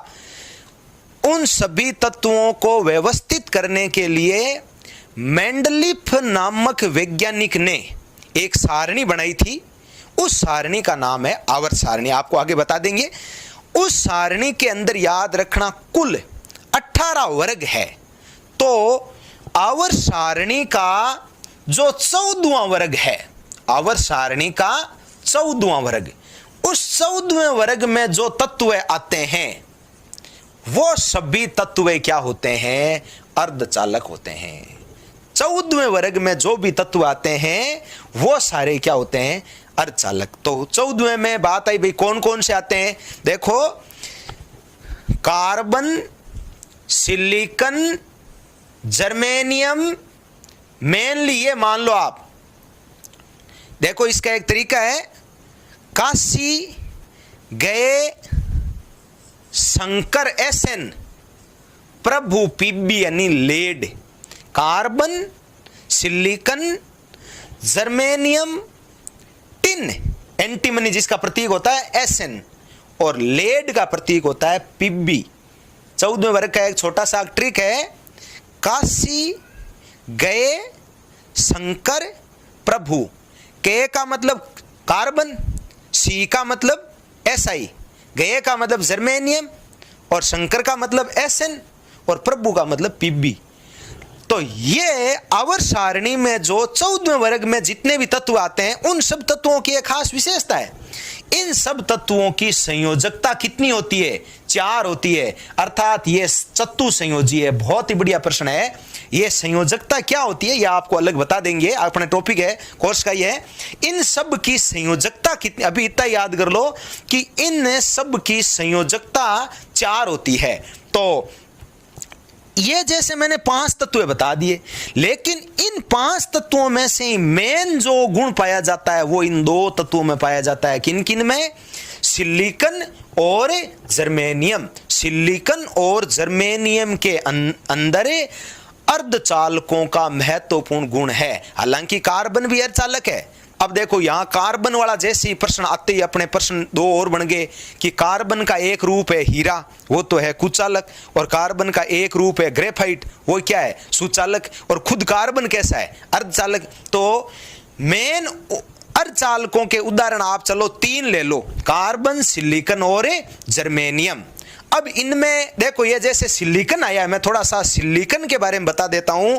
ये जो सिलिकॉन है ना, इस सिलिकॉन का मुख्य जो उपयोग होता है वो साथियों सौर सेल बनाने में किया जाता है। बहुत इंपॉर्टेंट क्वेश्चन है, अपनी किताब का क्वेश्चन है कि सौर सेल बनाने में किसका उपयोग किया जाता है? सिलिकॉन का उपयोग किया जाता है। तो ये सौर सेल क्या होता है? सौर सेल एक ऐसी युक्ति होती है जो सौर ऊर्जा को विद्युत ऊर्जा में रूपांतरित करती है। अपने घरों के अंदर देखो ऊपर सौर प्लेटें लगी होती है, कई सौर सेलों का जो समूह होता है ना, उसको क्या कहते हैं? सौर प्लेट कहते हैं। तो सौर सेल कह दो और चाहे सौर प्लेट कह दो, उसको बनाने में किसका उपयोग किया जाता है? सिलिकॉन नामक अर्धचालक का उपयोग किया जाता है। ये एक आप साइड में क्वेश्चन याद कर लो। तो ये देखो परिभाषा हो गई, इसके उदाहरण बता दिए।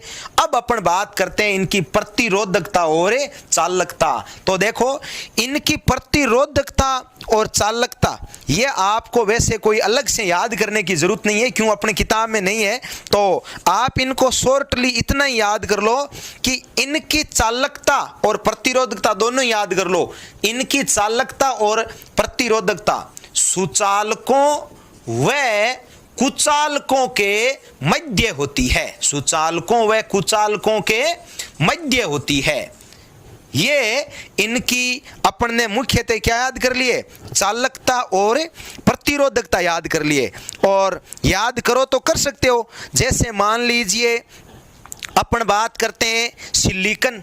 सिलिकॉन की जो प्रतिरोधकता होती है वो होती है लगभग, सिलिकॉन की याद कर लो चाहे, सिलिकॉन की होती है लगभग 2300 और जर्मेनियम की होती है लगभग 0.46। तो प्रतिरोधकता यदि अपने को आ गई तो अपन चालकता, वही बात है, सूत्र से निकाल लेंगे कि चालकता बराबर क्या हो जाएगा? 1/ρ। उस सूत्र से आप क्या निकाल सकते हो? इनकी चालकता निकाल सकते हो। या यदि ऐसे बोल देते हो कि इनकी चालकता और प्रतिरोधकता सुचालकों व कुचालकों के मध्यवर्ती होती है, तो भी कोई दिक्कत नहीं है। तो ये आपका जो तीसरा प्रकार है वो हो गया है अर्धचालक। देखो परिभाषा बता दी कि ऐसे पदार्थ जो 0 केल्विन ताप पर तो कुचालक है और कमरे के ताप पर या कह दो सामान्य ताप पर विद्युत के क्या होते हैं? सुचालक होते हैं। अर्थात देखो इनमें दोनों के गुण है, कुचालक का भी है और सुचालक का भी है। फिर उदाहरण कौन आगे? इसका जो उदाहरण है मुख्यतः आवर्त सारणी का जो 14वां वर्ग है, आधुनिक आवर्त सारणी का जो 14वां वर्ग है, उसमें मुख्यतः 4-5 तत्व आते हैं। कार्बन है, सिलिकॉन है, जर्मेनियम है, एंटीमनी है, लेड है। तो इन सब में अर्धचालकों का गुण पाया जाता है। लेकिन मेनली अर्धचालकों के अंदर आप 3 ले लो, चाहे कार्बन ले लो, सिलिकॉन ले लो, जर्मेनियम ले लो। यार सिलिकॉन और जर्मेनियम ले लो तो सबसे बढ़िया चीज है। हाँ, ये हो गए इनके उदाहरण। और इनकी प्रतिरोधकता और चालकता आप इतना याद कर लो कि इनकी प्रतिरोधकता और चालकता सुचालक और कुचालक इन दोनों के मध्यवर्ती होती है। याद करो तो कर सकते हो। जैसे मैंने देखो प्रतिरोधकता बता दी कि जैसे सिलिकॉन है, सिलिकॉन की कितनी होती है? सिलिकॉन की होती है 2300 और आगे मात्रक लगा दो प्रतिरोधकता का, ओम इंटू मीटर। जर्मेनियम की होगी 0.46 और यदि आप कार्बन की याद करो तो कार्बन की याद कर लो 3.5 इंटू 10⁻⁵। देखो कार्बन की ओर याद कर लो चाहे 3.5 इंटू 10⁻⁵। तो ये हो गई इन सब की प्रतिरोधकता। देखो कार्बन का ये एक रूप था हीरा, अभी मैंने बताया था पीछे। हीरे की कितनी थी? 10⁻12 से 10⁻14।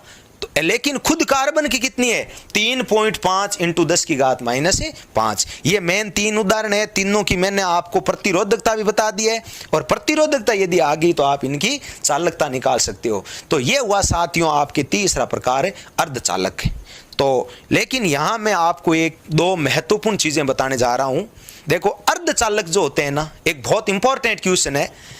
अर्धचालकों में जो आवेशवाहक होते हैं, आवेशवाहक का मतलब अर्धचालकों के अंदर विद्युत धारा का जब प्रवाह होता है तो वो इलेक्ट्रॉन व होलों के कारण होता है। बहुत ही बढ़िया प्रश्न है, इलेक्ट्रॉन व होलों के कारण। लेकिन सुचालक होते हैं ना, सुचालकों में भी विद्युत धारा का प्रवाह होता है, लेकिन सुचालकों में विद्युत धारा का प्रवाह है मुक्त इलेक्ट्रॉनों के कारण या आयनों के कारण होता है। लेकिन अर्धचालकों में इलेक्ट्रॉन तो है ही है, साथ में कौन है? होल। ये 12वीं लेवल का प्रश्न है, आप तो अभी नाम याद कर लो। अर्धचालकों में विद्युत धारा के प्रवाह में इलेक्ट्रॉन व होल 2 आवेशवाहक होते हैं। चलो ठीक है। फिर ये मैंने बता ही दिया कि ये चतुसंयोजी होते हैं। चतुसंयोजी का मतलब क्या होता है, इनकी संयोजकता कितनी होती है, इनकी संयोजकता 4 होती है। और फिर मैंने एक महत्वपूर्ण प्रश्न और बताया आपको कि ये जो सिलिकॉन है, इस सिलिकॉन का मुख्य उपयोग क्या होता है। सिलिकॉन का मुख्य उपयोग है सौर सेल बनाने में। बहुत ही बढ़िया प्रश्न है, 1 नंबर का प्रश्न कई बार बोर्ड पेपर में आया हुआ है कि सौर सेल बनाने में कई बार ऐसे भी आ जाता है किस धातु का उपयोग किया जाता है, किस अर्धचालक का उपयोग होता है, या ये एक उपधातु भी है। सिलिकॉन एक उपधातु भी है, इसलिए नाम आ जाता है किस उपधातु का। ज्यादा बढ़िया प्रश्न बनता है किस उपधातु का उपयोग किया जाता है, तो कौन सी उपधातु का, सिलिकॉन का। और एक शब्द है सौर प्लेट। कई सौर सेल जो होते हैं ना, आपस में जुड़कर जिस युक्ति का निर्माण करते हैं उस युक्ति को क्या कहते हैं, सौर प्लेट कहते हैं। तो ये हुआ साथियों आपके विद्युत धारा के आधार पर मैंने तीनों प्रकार के जो पदार्थ है, सुचालक, कुचालक और अर्धचालक, इन तीनों को मैंने आपको विस्तार से बता दिया है।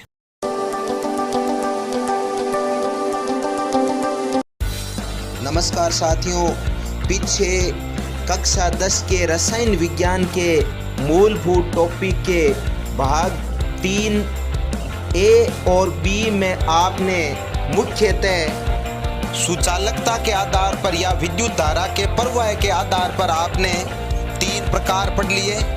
एक तो है जैसे सुचालक, एक है कुचालक और एक है अर्धचालक।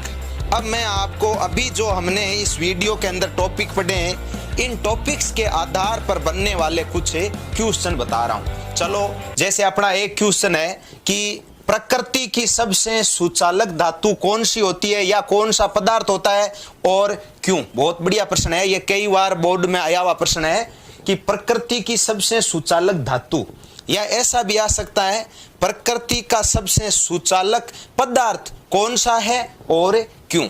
तो चलो अपन इसका उत्तर देते हैं। देखो, सुचालक शब्द इसने पूछा है कि सुचालक कौन सा है, तो यहां आप ध्यान रखना, कोई भी पदार्थ है, मैं आपको प्रश्न से पहले कुछ चीजें बता देता हूं।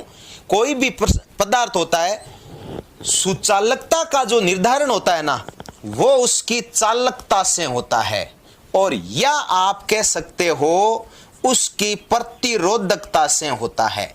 यानी जो जितना ज्यादा सुचालक है, समझ लेना उसकी चालकता मतलब सिग्मा उतनी ही क्या होगी, अधिक होगी।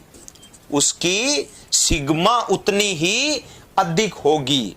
इसका विपरीत भी हो सकता है, यानी जो जितना ज्यादा सुचालक है उसकी प्रतिरोधकता उतनी, यानी प्रतिरोधकता का संकेत होता है रो, ये उतना ही क्या होगा, कम होगा।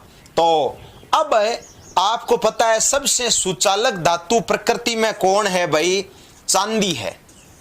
चांदी का लैटिन भाषा में नाम क्या होता है, अर्जेंटम। इसलिए चांदी का प्रतीक क्या होता है, Hg। तो ये क्लियर हो गया कि प्रकृति की सबसे सुचालक धातु या सुचालक पदार्थ कौन सा है, चांदी है। चलो ठीक है, तो चांदी है, इसका मतलब देखो पहले ही सोच लो उत्तर क्या आने चाहिए हमारे, कि चांदी की चालकता तो होनी चाहिए ज्यादा और चांदी की प्रतिरोधकता होनी चाहिए सबसे कम। तो ध्यान दो, चांदी की जो प्रतिरोधकता होती है मतलब रो होती है, वो प्रकृति में सबसे कम होती है। कितनी, रो बराबर होता है चांदी का 1.60 इंटू 10 की घात -8 ओम इंटू मीटर, ये रो का मान है। तो चांदी की प्रतिरोधकता सबसे क्या हुई, कम, और चांदी की चालकता मतलब सिग्मा प्रकृति में सबसे ज्यादा होती है। सिग्मा कैसे ज्ञात होती है भाई, देखो सिग्मा का सूत्र होता है सिग्मा बराबर 1/रो। तो 1 और रो दे दो, चांदी का रो कितना है 1.60 इंटू 10 की घात -8। आप इसमें भाग दो, आपका उत्तर कितना आएगा 0.625 इंटू 10 की घात 8, और चालकता का मात्रक होता है महो बटा मीटर। तो ये प्रकृति में सबसे अधिक है। हाँ, अब अपन चलो इस प्रश्न को लिखना कैसे है वो आप समझ लो। ये तो मैंने प्रश्न समझाया है, अब आपको थ्योरेटिकल कैसे लिखना है। आपका प्रश्न था कि प्रकृति की सबसे सुचालक धातु कौन सी होती है और क्यों। तो अपन उत्तर देंगे प्रकृति की सबसे सुचालक धातु चांदी होती है। देखो ये मैंने समझाने के लिए बताया, आपको ऐसे लिखना नहीं है। हाँ, लिखना कैसे है, प्रकृति की सबसे सुचालक धातु चांदी होती है क्योंकि चांदी की चालकता प्रकृति में सर्वाधिक होती है। अर्थात अब इसका मान लिख दो अर्थात 0.625 इंटू 10⁸ महो बट्टा मीटर होती है, जो प्रकृति में सबसे अधिक है। अथवा चांदी की प्रतिरोधकता कोष्टक में लिख दो रो, प्रकृति में सबसे कम होती है। यानी चांदी की प्रतिरोधकता 1.60 इंटू 10⁻⁸ ओम इंटू मीटर होती है, जो कि प्रकृति में सबसे कम है। अतः चांदी प्रकृति की सबसे सुचालक धातु है। तो यह है साथियों आपका एक क्वेश्चन, बहुत बढ़िया प्रश्न है, बोर्ड में कई बार आया हुआ प्रश्न है। चलो अब मैं आपको नेक्स्ट क्वेश्चन बता रहा हूं भाई। आपका क्वेश्चन क्या है, आपका क्वेश्चन है कि हमारे घरों में संयोजन के लिए अधिकांश तार जो होते हैं तांबे के ही क्यों बने होते हैं। या इसमें वो भी आ सकता है कि अधिकांश तार किस धातु के बने होते हैं और क्यों। चलो अब अपन इसका उत्तर समझते हैं। देखें, आपको पता है कि प्रकृति की सबसे सुचालक धातु कौन सी है। सबसे सुचालक धातु है भाई चांदी। तो हमारे तार किसके बने होने चाहिए, हमारे तार साथियों चांदी के बने होने चाहिए। परंतु चांदी जो है, ये चांदी प्रकृति में बहुत ही महंगी धातु है। ऐसा नहीं है सबसे महंगी है, सबसे महंगी नहीं है, महंगी है भाई। चांदी से तो सोना ही ज्यादा महंगा होता है, लेकिन आप यूं कह दो चांदी काफी महंगी धातु है, इसलिए चांदी के तार बनाना संभव नहीं है। अब देखो, अभी आपने पढ़ा था, यही बता देता हूं कि सबसे ज्यादा चालकता किसकी हुई, चांदी की, या सबसे कम प्रतिरोधकता किसकी हुई, चांदी की। लेकिन चांदी के बाद जो प्रतिरोधकता होती है वो किसकी होती है, वो याद रखना तांबे की होती है। तांबा, कॉपर, जिसका प्रतीक है Cu, तांबे की कितनी होती है, तांबे की प्रतिरोधकता चांदी से थोड़ी ज्यादा है, 1.62 इंटू 10⁻⁸ ओम इंटू मीटर। अब इससे आप सिग्मा इसकी निकाल लीजिए कितनी आ रही है। यानी कॉपर जो है, कॉपर की जो प्रतिरोधकता है उसका मान है 1.62 इंटू 10⁻⁸। तो चांदी के बाद 2 नंबर जो सुचालक पदार्थ होता है वो कौन है, वो है भाई तांबा। तो चांदी की अपेक्षा तांबा बहुत ही क्या होता है, सस्ता होता है। इसलिए हमारे घरों में जो संयोजन के, या आप ऐसे कह दो फिटिंग के जो तार होते हैं, वो मुख्यतया किसके बने होते हैं, तांबे के बने होते हैं। तो ये तो देखो मैंने आपको समझाया है। अब आपको प्रश्न लिखना कैसे है, आपको ऐसे लिखना है कि हम जानते हैं कि चांदी प्रकृति की सबसे सुचालक धातु होती है तथा चांदी के बाद तांबा प्रकृति की दूसरी सुचालक धातु है। हमारे संयोजन तार चांदी के होने चाहिए, परंतु चांदी अत्यंत ही महंगी धातु है, इसलिए हम चांदी के स्थान पर तांबे यानी कॉपर के तारों का प्रयोग करते हैं, क्योंकि चांदी के बाद कॉपर की प्रतिरोधकता सबसे कम होती है। चांदी की तो ये 1.60 और इसकी 1.62 है, या 63 लिख सकते हो, कई किताबों में 1.70 भी आ जाता है। ये कोई बड़ा डिफरेंस नहीं है। देखो मेन यहाँ घातों का प्रश्न चल रहा है, 10 की घात -8, ये मान बहुत ही कम होता है। तो ये आपका इनसे संबंधित यानी सुचालक, कुचालक और अर्चालक से संबंधित आपका दूसरा क्वेश्चन हो गया कि हमारे घरों में संयोजन के जो तार होते हैं वो किस धातु के बने होते हैं। यहां मैं आपको थोड़ी सी एक चीज, चलो ये अपना क्वेश्चन हो गया, अपन यहां बात ही कर रहे हैं तो एक प्रश्न मैं बता देता हूं कि घरेलू जो संयोजन है ना, इनके बारे में मैं आपको एक छोटा सा प्रश्न बता देता हूं, याद कर लो। हमारा जो घरेलू संयोजन होता है वो याद रखना प्रतिरोधों के समांतर क्रम में होता है। ये एक छोटा सा प्रश्न याद कर लो, हालांकि ये अपन विद्युत धारा वाला पाठ आएगा वहां अलग समझ लेंगे, ये आपका अलग क्वेश्चन है कि घरों में जो संयोजन होता है वो कौन से क्रम में होता है, समांतर क्रम में होता है। क्यों होता है इसका रीजन अपन विद्युत धारा वाला चैप्टर है ना वहां पढ़ेंगे। हमारे नेक्स्ट क्वेश्चन है इनसे जुड़े हुए कि हीरा विद्युत का सुचालक होता है या कुचालक और क्यों। देखो ये कई प्रकार से प्रश्न आ सकता है, जैसे मैंने एक टाइप ये बता दिया कि हीरा विद्युत का सुचालक होता है या कुचालक और क्यों। या आपको पता है कि जैसे हीरा होता है, ये हीरा विद्युत का क्या होता है, कुचालक होता है। तो कई बार प्रश्न ऐसे भी आ जाता है कि हीरा विद्युत का कुचालक क्यों होता है, कारण सहित स्पष्ट कीजिए। चलो मैं आपको बताता हूं हीरा विद्युत का कुचालक क्यों होता है। ध्यान दो कि पहले मैं प्रश्न समझा देता हूं कि हीरे में क्या होता है। हीरा जो होता है आपको पता है, हीरा कार्बन का एक अपर रूप है। हीरा कार्बन का एक अपर रूप है।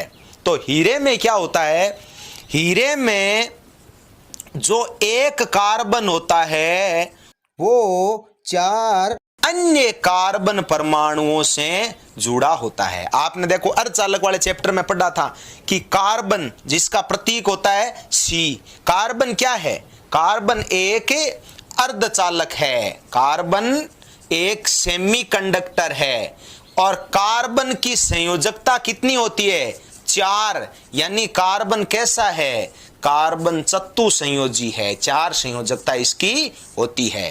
तो होता क्या है, देखो जैसे ये कार्बन है, आप इसको यूं समझ लीजिए, इस हीरे में क्या होता है, ये एक कार्बन होता है ना, वो 4 अन्य कार्बन से जुड़ा होता है। जैसे ये कार्बन है तो इसकी संयोजकता कितनी हुई, 4, आप इसको यूं लिखिए। और ये कार्बन कितने अन्य से जुड़ा होगा, 4 से।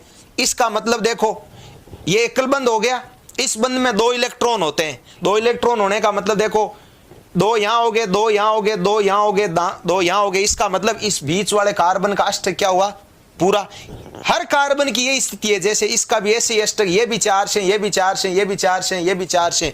इस प्रकार आगे से आगे जुड़कर ये हीरा जो है ना वो एक किस प्रकार की संरचना बना लेता है, ये एक क्रिस्टलीय संरचना का निर्माण कर लेता है। क्रिस्टलीय और ज्यामितीय संरचना का निर्माण कर लेता है। तो देखो हर कार्बन की ये स्थिति है, जैसे ये एक कार्बन है 4 अन्य से जुड़ गया, ये कार्बन भी 4 अन्य से जुड़ जाएगा, ये भी 4 अन्य से जुड़ जाएगा। तो हीरे में क्या होता है, हीरे में प्रत्येक जो कार्बन होता है, मैंने यहां आपको भूल में 3 बता दिए, नहीं 4 से जुड़ा होता है, कि हीरे में जो प्रत्येक कार्बन होता है वो 4 अन्य कार्बन परमाणुओं से जुड़ा होता है। इसलिए हीरे में कोई मुक्त इलेक्ट्रॉन नहीं होता, इसलिए हीरा विद्युत का क्या होता है, कुचालक होता है। देखो ये आपके 10वीं के लेवल तक का प्रश्न हो गया। मैं एक पॉइंट इसमें और बता देता हूं, हीरा विद्युत का कुचालक क्यों होता है, इसके मैं 2 कारण बताता हूं।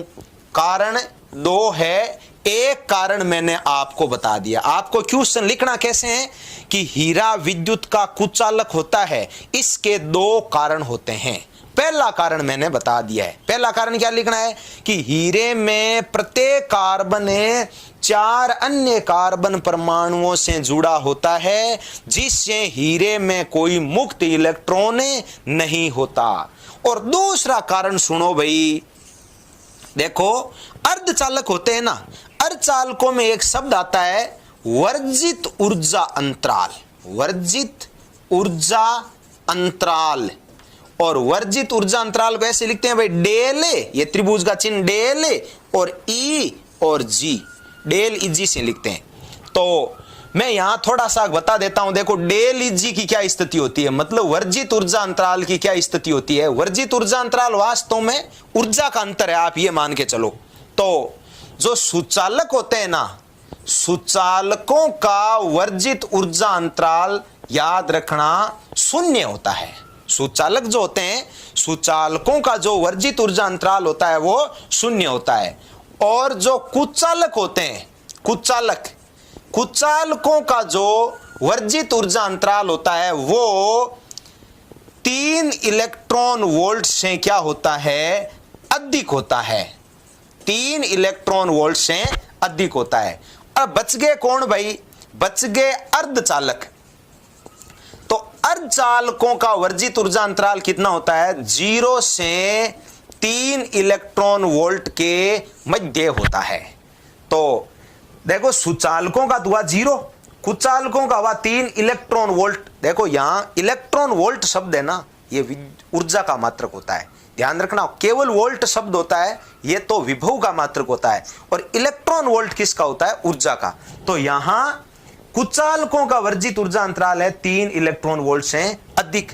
और जो अर्धचालक बच गए, अर्धचालकों का वर्जित ऊर्जा अंतराल 0 से 3 इलेक्ट्रॉन वोल्ट के मध्य होता है। ये मैंने आपको साइड में करके ये क्वेश्चन आपको बता दिया है कि वर्जित ऊर्जा अंतराल इनका कितना कितना होता है। हाँ, तो यहां देखो जो हीरा होता है ना, हीरे का वर्जित ऊर्जा अंतराल याद रखना 3 इलेक्ट्रॉन वोल्ट से क्या होता है, अधिक होता है। कितना होता है, हीरे का डेल इजी याद रखना 5.4 इलेक्ट्रॉन वोल्ट होता है। बहुत ही बढ़िया प्रश्न है। तो ये 2 रीजन मैंने आपको बता दिए। कई बार बोर्ड में प्रश्न आया हुआ है, हीरा या ग्रेफाइट दोनों में से एक आता है। तो 10वीं क्लास तक का देखो यही प्रश्न है कि हीरे में कोई मुक्त इलेक्ट्रॉन नहीं होता। लेकिन आपके स्पेशली प्रश्न आ जाए तो आप 2 रीजन इसके लिख दो। अब एक बार इस प्रश्न को फिर सुन लो। आपका क्वेश्चन है हीरा विद्युत का कुचालक क्यों होता है, या ऐसे आ जाता है कुचालक होता है या सुचालक। अब आपको दोनों में से एक चीज का सिलेक्शन करना है। तो मैं आपको उत्तर बता रहा हूं, हीरा विद्युत का कुचालक होता है। इसके 2 कारण है। कौन कौन से कारण? पहला कारण यह लिख दो कि हीरा कार्बन का एक अपर रूप है। कार्बन की संयोजकता 4 होती है, अर्थात कार्बन चतुसंयोजी होता है। हीरे में प्रत्येक कार्बन 4 अन्य कार्बन परमाणुओं से जुड़ा होता है, जिसके कारण हीरे में कोई मुक्त इलेक्ट्रॉन नहीं पाया जाता। अतः हीरा विद्युत का कुचालक होता है। फिर लिखो, इसका दूसरा कारण यह है कि हीरे का वर्जित ऊर्जा अंतराल 3 इलेक्ट्रॉन वोल्ट से अधिक होता है, अर्थात 5.4 इलेक्ट्रॉन वोल्ट होता है। इन 2 कारणों के कारण हीरा विद्युत का क्या होता है, कुचालक होता है। यह हुआ साथियों आपका एक क्वेश्चन कि हीरा विद्युत का कुचालक क्यों होता है। हाँ, अब मैं आपको नेक्स्ट क्वेश्चन बता रहा हूं कि यह जो ग्रेफाइट होता है, यह ग्रेफाइट सुचालक होता है या कुचालक, और क्यों। चलो इसका उत्तर सुनो भाई। हमें पता है कि ग्रेफाइट जो होता है ना, ये ग्रेफाइट विद्युत का क्या होता है, सुचालक होता है। देखो कई बार सीधा प्रश्न भी आ जाता है कि ग्रेफाइट विद्युत का सुचालक क्यों होता है, हमें खुद अगला दे देता है। और कई बार ऐसे आ जाता है कि सुचालक होता है या कुचालक, कारण सहित स्पष्ट कीजिए। तो ग्रेफाइट विद्युत का क्या होता है, सुचालक होता है। बात आई है क्यों, तो वही बात है। देखो अपन ऐसे लिखेंगे, ग्रेफाइट जो है ना वो कार्बन का ही एक अपर रूप है। सेम ऊपर वाली बात है। अरे हीरा और ग्रेफाइट है ना, ये कार्बन के क्रिस्टलीय अपर रूप होते हैं। कार्बन के 2 प्रकार के अपर रूप होते हैं। कार्बन का अपने पूरा पाठ है, वहां सारी चीज बताएंगे आपको। एक तो होता है क्रिस्टलीय, और एक होता है अक्रिस्टलीय। तो क्रिस्टलीय अपर रूप कार्बन के 3 होते हैं। कौन कौन से? एक तो हीरा, एक ग्रेफाइट और एक फुलरीन, ये 3 होते हैं। तो यहां ऐसे लिखेंगे कि ग्रेफाइट भी कार्बन का एक अपर रूप होता है, और कार्बन आपको पता है क्या होता है, कार्बन चतुः संयोजी अर्धचालक होता है। यह अर्धचालक है कार्बन, कार्बन चतुः संयोजी है। तो यानी इसकी संयोजकता कितनी हो गई? 4। अभी मैं पहले समझा रहा हूं, अभी इसका उत्तर अपन लिखेंगे बाद में। तो ग्रेफाइट में क्या होता है? ग्रेफाइट में याद रखना, एक कार्बन जो होता है, एक कार्बन ने 3 अन्य कार्बन परमाणुओं से जुड़ा होता है। देखो कार्बन की संयोजकता कितनी हुई? कार्बन की संयोजकता तो होती है 4, लेकिन ग्रेफाइट में जो एक कार्बन होता है वो कितने से जुड़ा हुआ होता है?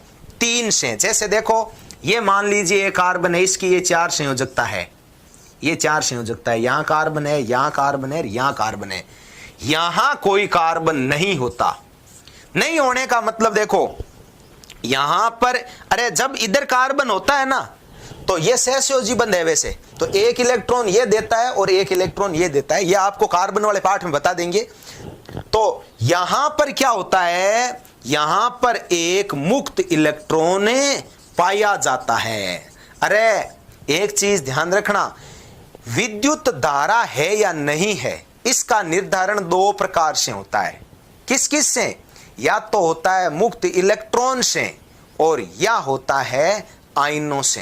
तो यहां देख लो, इसमें मुक्त इलेक्ट्रॉन है और ये मुक्त इलेक्ट्रॉन है, तो इसका क्या होगा? प्रवाह होगा, और इसके प्रवाह के कारण विद्युत धारा प्रवाहित होगी। तो आप इसमें भी वही लिख दो कि ग्रेफाइट विद्युत का सुचालक होता है, क्योंकि ग्रेफाइट कार्बन का अपर रूप है, कार्बन की संयोजकता 4 होती है। तो ग्रेफाइट में क्या होता है?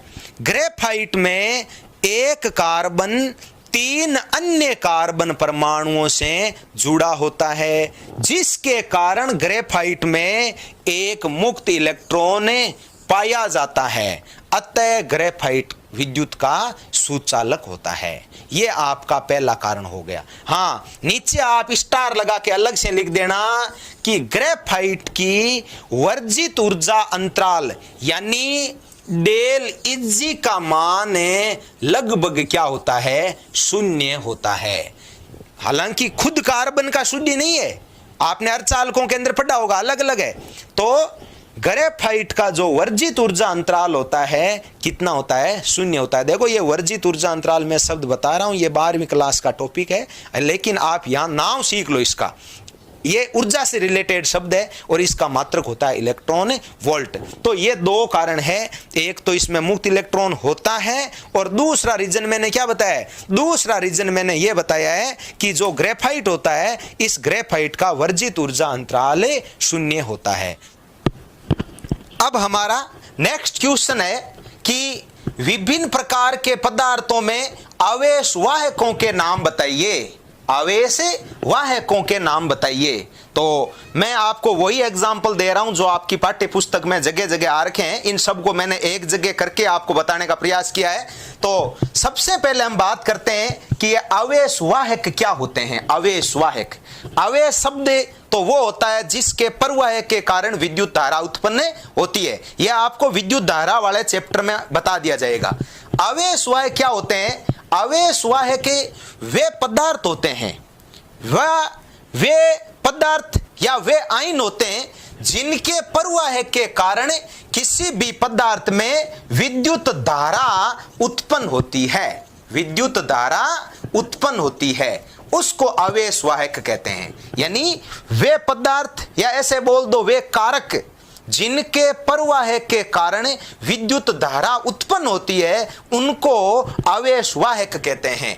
जैसे आवेशवाहकों के उदाहरण क्या दे सकते हो आप, जैसे मुक्त इलेक्ट्रॉन है, आयन है। देखो ये जो आयन शब्द मैं बोल रहा हूं, आयन एज है, मुक्त इलेक्ट्रॉन ही है। बस आयन में और मुक्त इलेक्ट्रॉन में थोड़ा सा आप फर्क समझिए।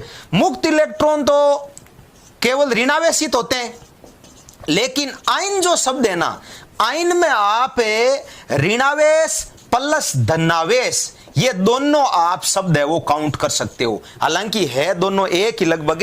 तो आवेशवाहक कौन कौन हो सकते हैं, जैसे मुक्त इलेक्ट्रॉन हो सकते हैं, आयन हो सकते हैं, और तीसरा जैसे कोई अर्धचालक होता है। यदि कोई अर्धचालक है, अर्धचालक के अंदर जो आवेशवाहक होते हैं वो मुक्त इलेक्ट्रॉन और होल होते हैं। ये बहुत इंपॉर्टेंट क्वेश्चन है, लेकिन ये 12वीं के लेवल का क्वेश्चन है, इसलिए आप केवल इनके नाम याद कर लीजिए कि अर्धचालकों के आवेशवाहक कौन होते हैं, मुक्त इलेक्ट्रॉन और होल। चलो अभी अपन ने यह समझा ये आवेशवाहक होते क्या हैं, मतलब जिनके प्रवाह के कारण, जिनके गति करने के कारण विद्युत धारा उत्पन्न होती है, उनको हम क्या कहते हैं, आवेशवाहक कहते हैं। चलो मैंने आपको कुछ एग्जाम्पल दिए हैं। जैसे एक तो जितने भी सुचालक होते हैं, या मैं आपको यूं बोल दूं जितनी भी धातुएं होती है, उन धातुओं में आवेशवाहक बताने, ग्रेफाइट में बताना है, मानव शरीर में बताना है,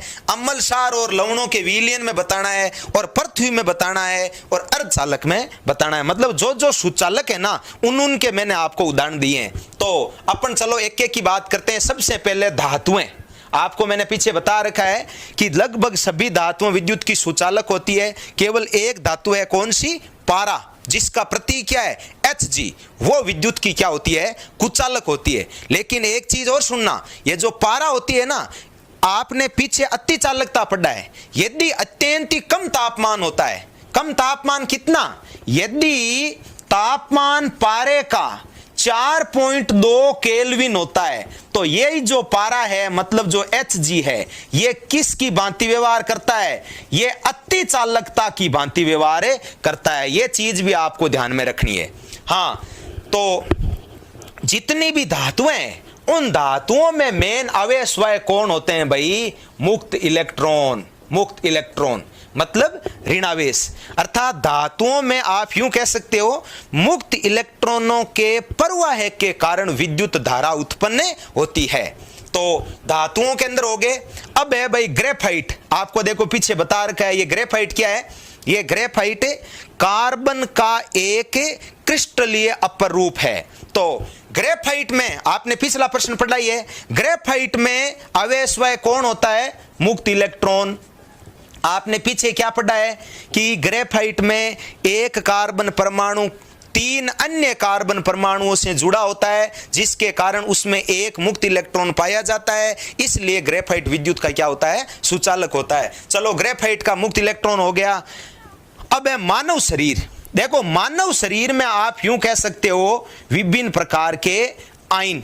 आयन में देखो मुख्य जो योगदान होता है अपने शरीर में Na+ और K+ आयनों का योगदान होता है। तो आप देखो ये आयन और मुक्त इलेक्ट्रॉन दोनों लगभग एक जैसे ही है, आप दोनों एक जैसे ही मान सकते हो। यदि मानव शरीर में आपने मुक्त इलेक्ट्रॉन कह दिया तो भी गलत नहीं है, लेकिन ज्यादा बेटर जो उत्तर है ना वो आयन है। यहां मैं एक चीज बता देता हूं, ये Na+ और K+ जो आयन होते हैं ना, इन दोनों आयनों का हमारे शरीर का जो तंत्रिका तंत्र होता है, इस तंत्रिका तंत्र में दोनों का विशेष योगदान होता है। तो मानव शरीर में कौन हुआ, आयन। और उसका अगला उदाहरण है अम्लसार और लवणों के विलयन। तो अम्लसार और लवणों का जो विलयन होता है उनमें भी होते हैं आयन। और आगे मैं आपको इनके बारे में एक क्वेश्चन बताऊंगा, अभी देखना बहुत बढ़िया प्रश्न है, अपनी किताब में आया हुआ क्वेश्चन है। तो इनके होते हैं आयन। एक है पृथ्वी। पृथ्वी में होते हैं भाई मुक्त इलेक्ट्रॉन। यहां थोड़ा सा आप ध्यान देना, ये पृथ्वी विद्युत की क्या होती है, सुचालक। और ये जो पृथ्वी होती है ना, इस पृथ्वी की जो धारिता होती है वो अनंत होती है। धारिता क्या चीज होती है, ये 12वीं क्लास की चीज है। धारिता का मतलब क्या होता है, धारिता का मतलब होता है आवेशों को धारण करने की, मतलब आवेशों को ग्रहण करने की क्षमता। यह जो पृथ्वी है ना, ये कितने आवेशों को ग्रहण कर सकती है, मतलब असंख्य इलेक्ट्रॉन ये ले सकती है और असंख्य इलेक्ट्रॉन ये दे सकती है। तो पृथ्वी में आवेश व कौन वे मुक्त इलेक्ट्रॉन। और आगे है अर्धचालक। तो अर्धचालक में मैंने आपको बता दिया है, पीछे आपने वीडियो भी पढ़ा है, उसमें अर्धचालकों के मुख्य आपने दो उदाहरण लिए थे, कौन कौन, सिलिकॉन और जर्मेनियम। जिनमें देखो मैंने एक सिलिकॉन का आपको क्वेश्चन भी बताया था, याद हो तो, सिलिकॉन का उपयोग सौर सेल बनाने में किया जाता है। तो अर्धचालक जितने भी होते हैं ना, अर्धचालकों के अंदर जो आवेशवाहक होते हैं वो कौन होते हैं, एक तो होते हैं मुक्त इलेक्ट्रॉन और एक होते हैं होल। होल वैसे ये धनावेशित होते हैं भाई, होल जो शब्द है ना ये धनावेशित कण है। आप तो इतना याद कर लो, अर्धचालकों में आवेशवाहक कौन होते हैं, अर्धचालकों में आवेशवाहक होते हैं मुक्त इलेक्ट्रॉन और होल। अब हमारा नेक्स्ट क्वेश्चन है कि अम्ल, क्षार और लवण विद्युत के सुचालक होते हैं या कुचालक, कारण सहित स्पष्ट कीजिए। बहुत ही बढ़िया प्रश्न है। देखो अपनी पाठ्य पुस्तक में अपने पाठ है अम्ल, क्षार और लवण, उसमें भी ये प्रश्न आया हुआ है। तो प्रश्न है आपका, अम्ल, क्षार और लवण विद्युत के सुचालक होते हैं या कुचालक है, कारण सहित स्पष्ट कीजिए। चलो मैं इस प्रश्न का आपको आंसर बताता हूं। देखो कोई भी अम्ल हो, कोई भी क्षार हो या कोई भी लवण हो, अपने जो शुद्ध अवस्था होती है उस शुद्ध अवस्था में वो विद्युत के क्या होते हैं, कुचालक होते हैं। जैसे देखो लवण होते हैं ना, लवणों की एक विशेषता होती है, लवण जितने भी होते हैं ये क्रिस्टल रूप में होते हैं।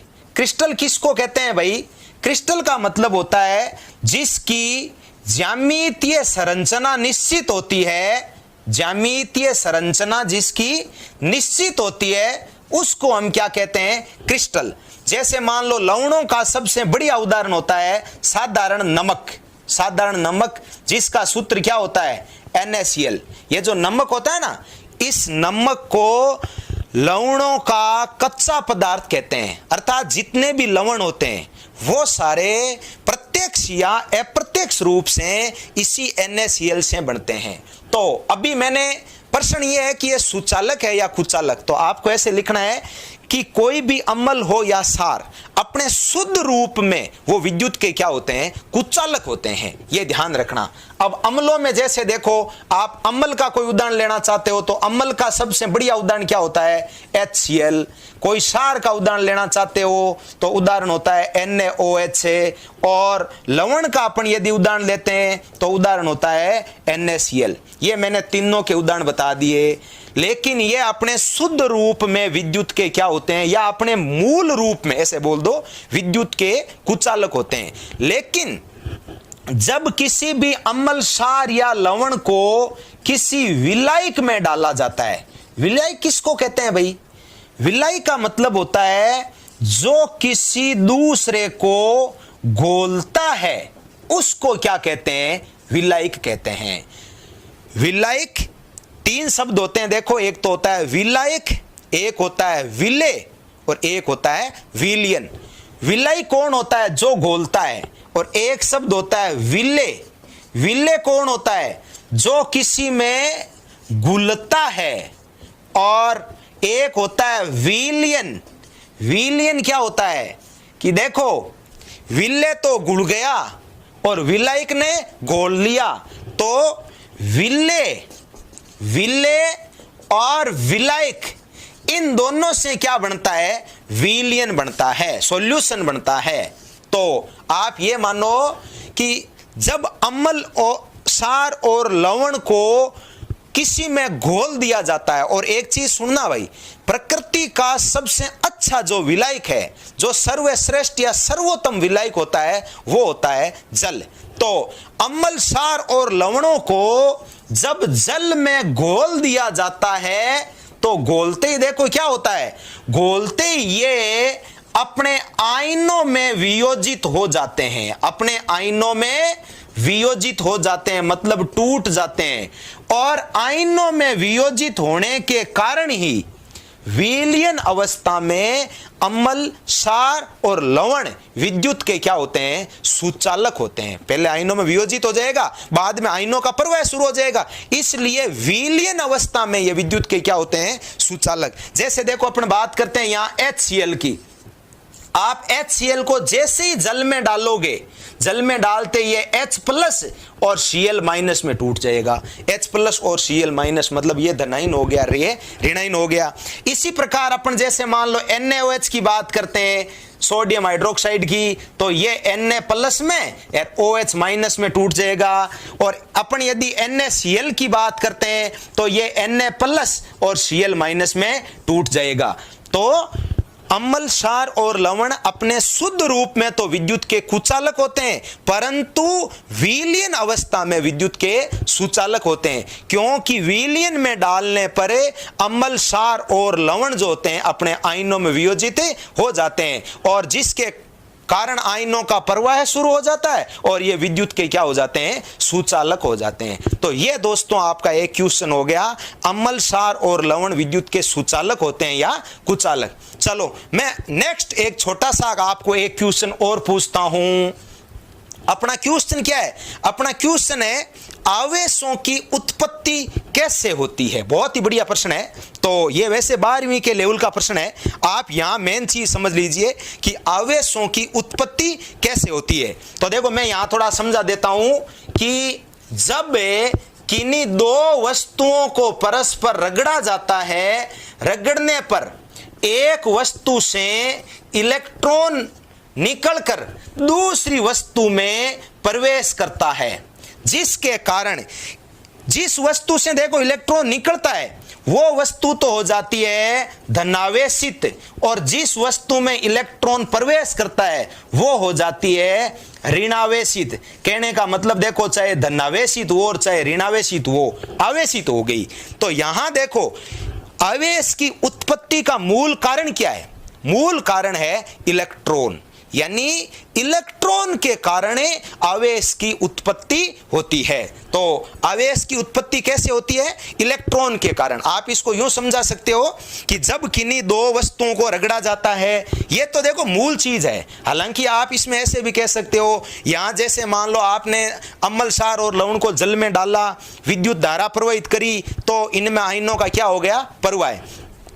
तो मेन आवेश की उत्पत्ति का कारण क्या होता है? इलेक्ट्रॉन। और एक चीज सुनना भाई, अपने आगे एक वीडियो पढ़ेंगे परमाणु के बारे में पढ़ेंगे, उसमें आप ध्यान रखना परमाणु के 3 मूल कण होते हैं, एक तो प्रोटॉन, एक इलेक्ट्रॉन, एक न्यूट्रॉन।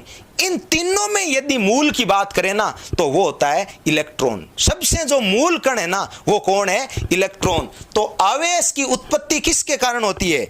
आवेश की उत्पत्ति इलेक्ट्रॉन के कारण होती है, या इलेक्ट्रॉन के निकलने के कारण या दूसरी वस्तु में इलेक्ट्रॉन के प्रवेश करने के कारण आवेश की उत्पत्ति होती है। तो आवेश की उत्पत्ति का मेन जनक कौन हो गया? इलेक्ट्रॉन।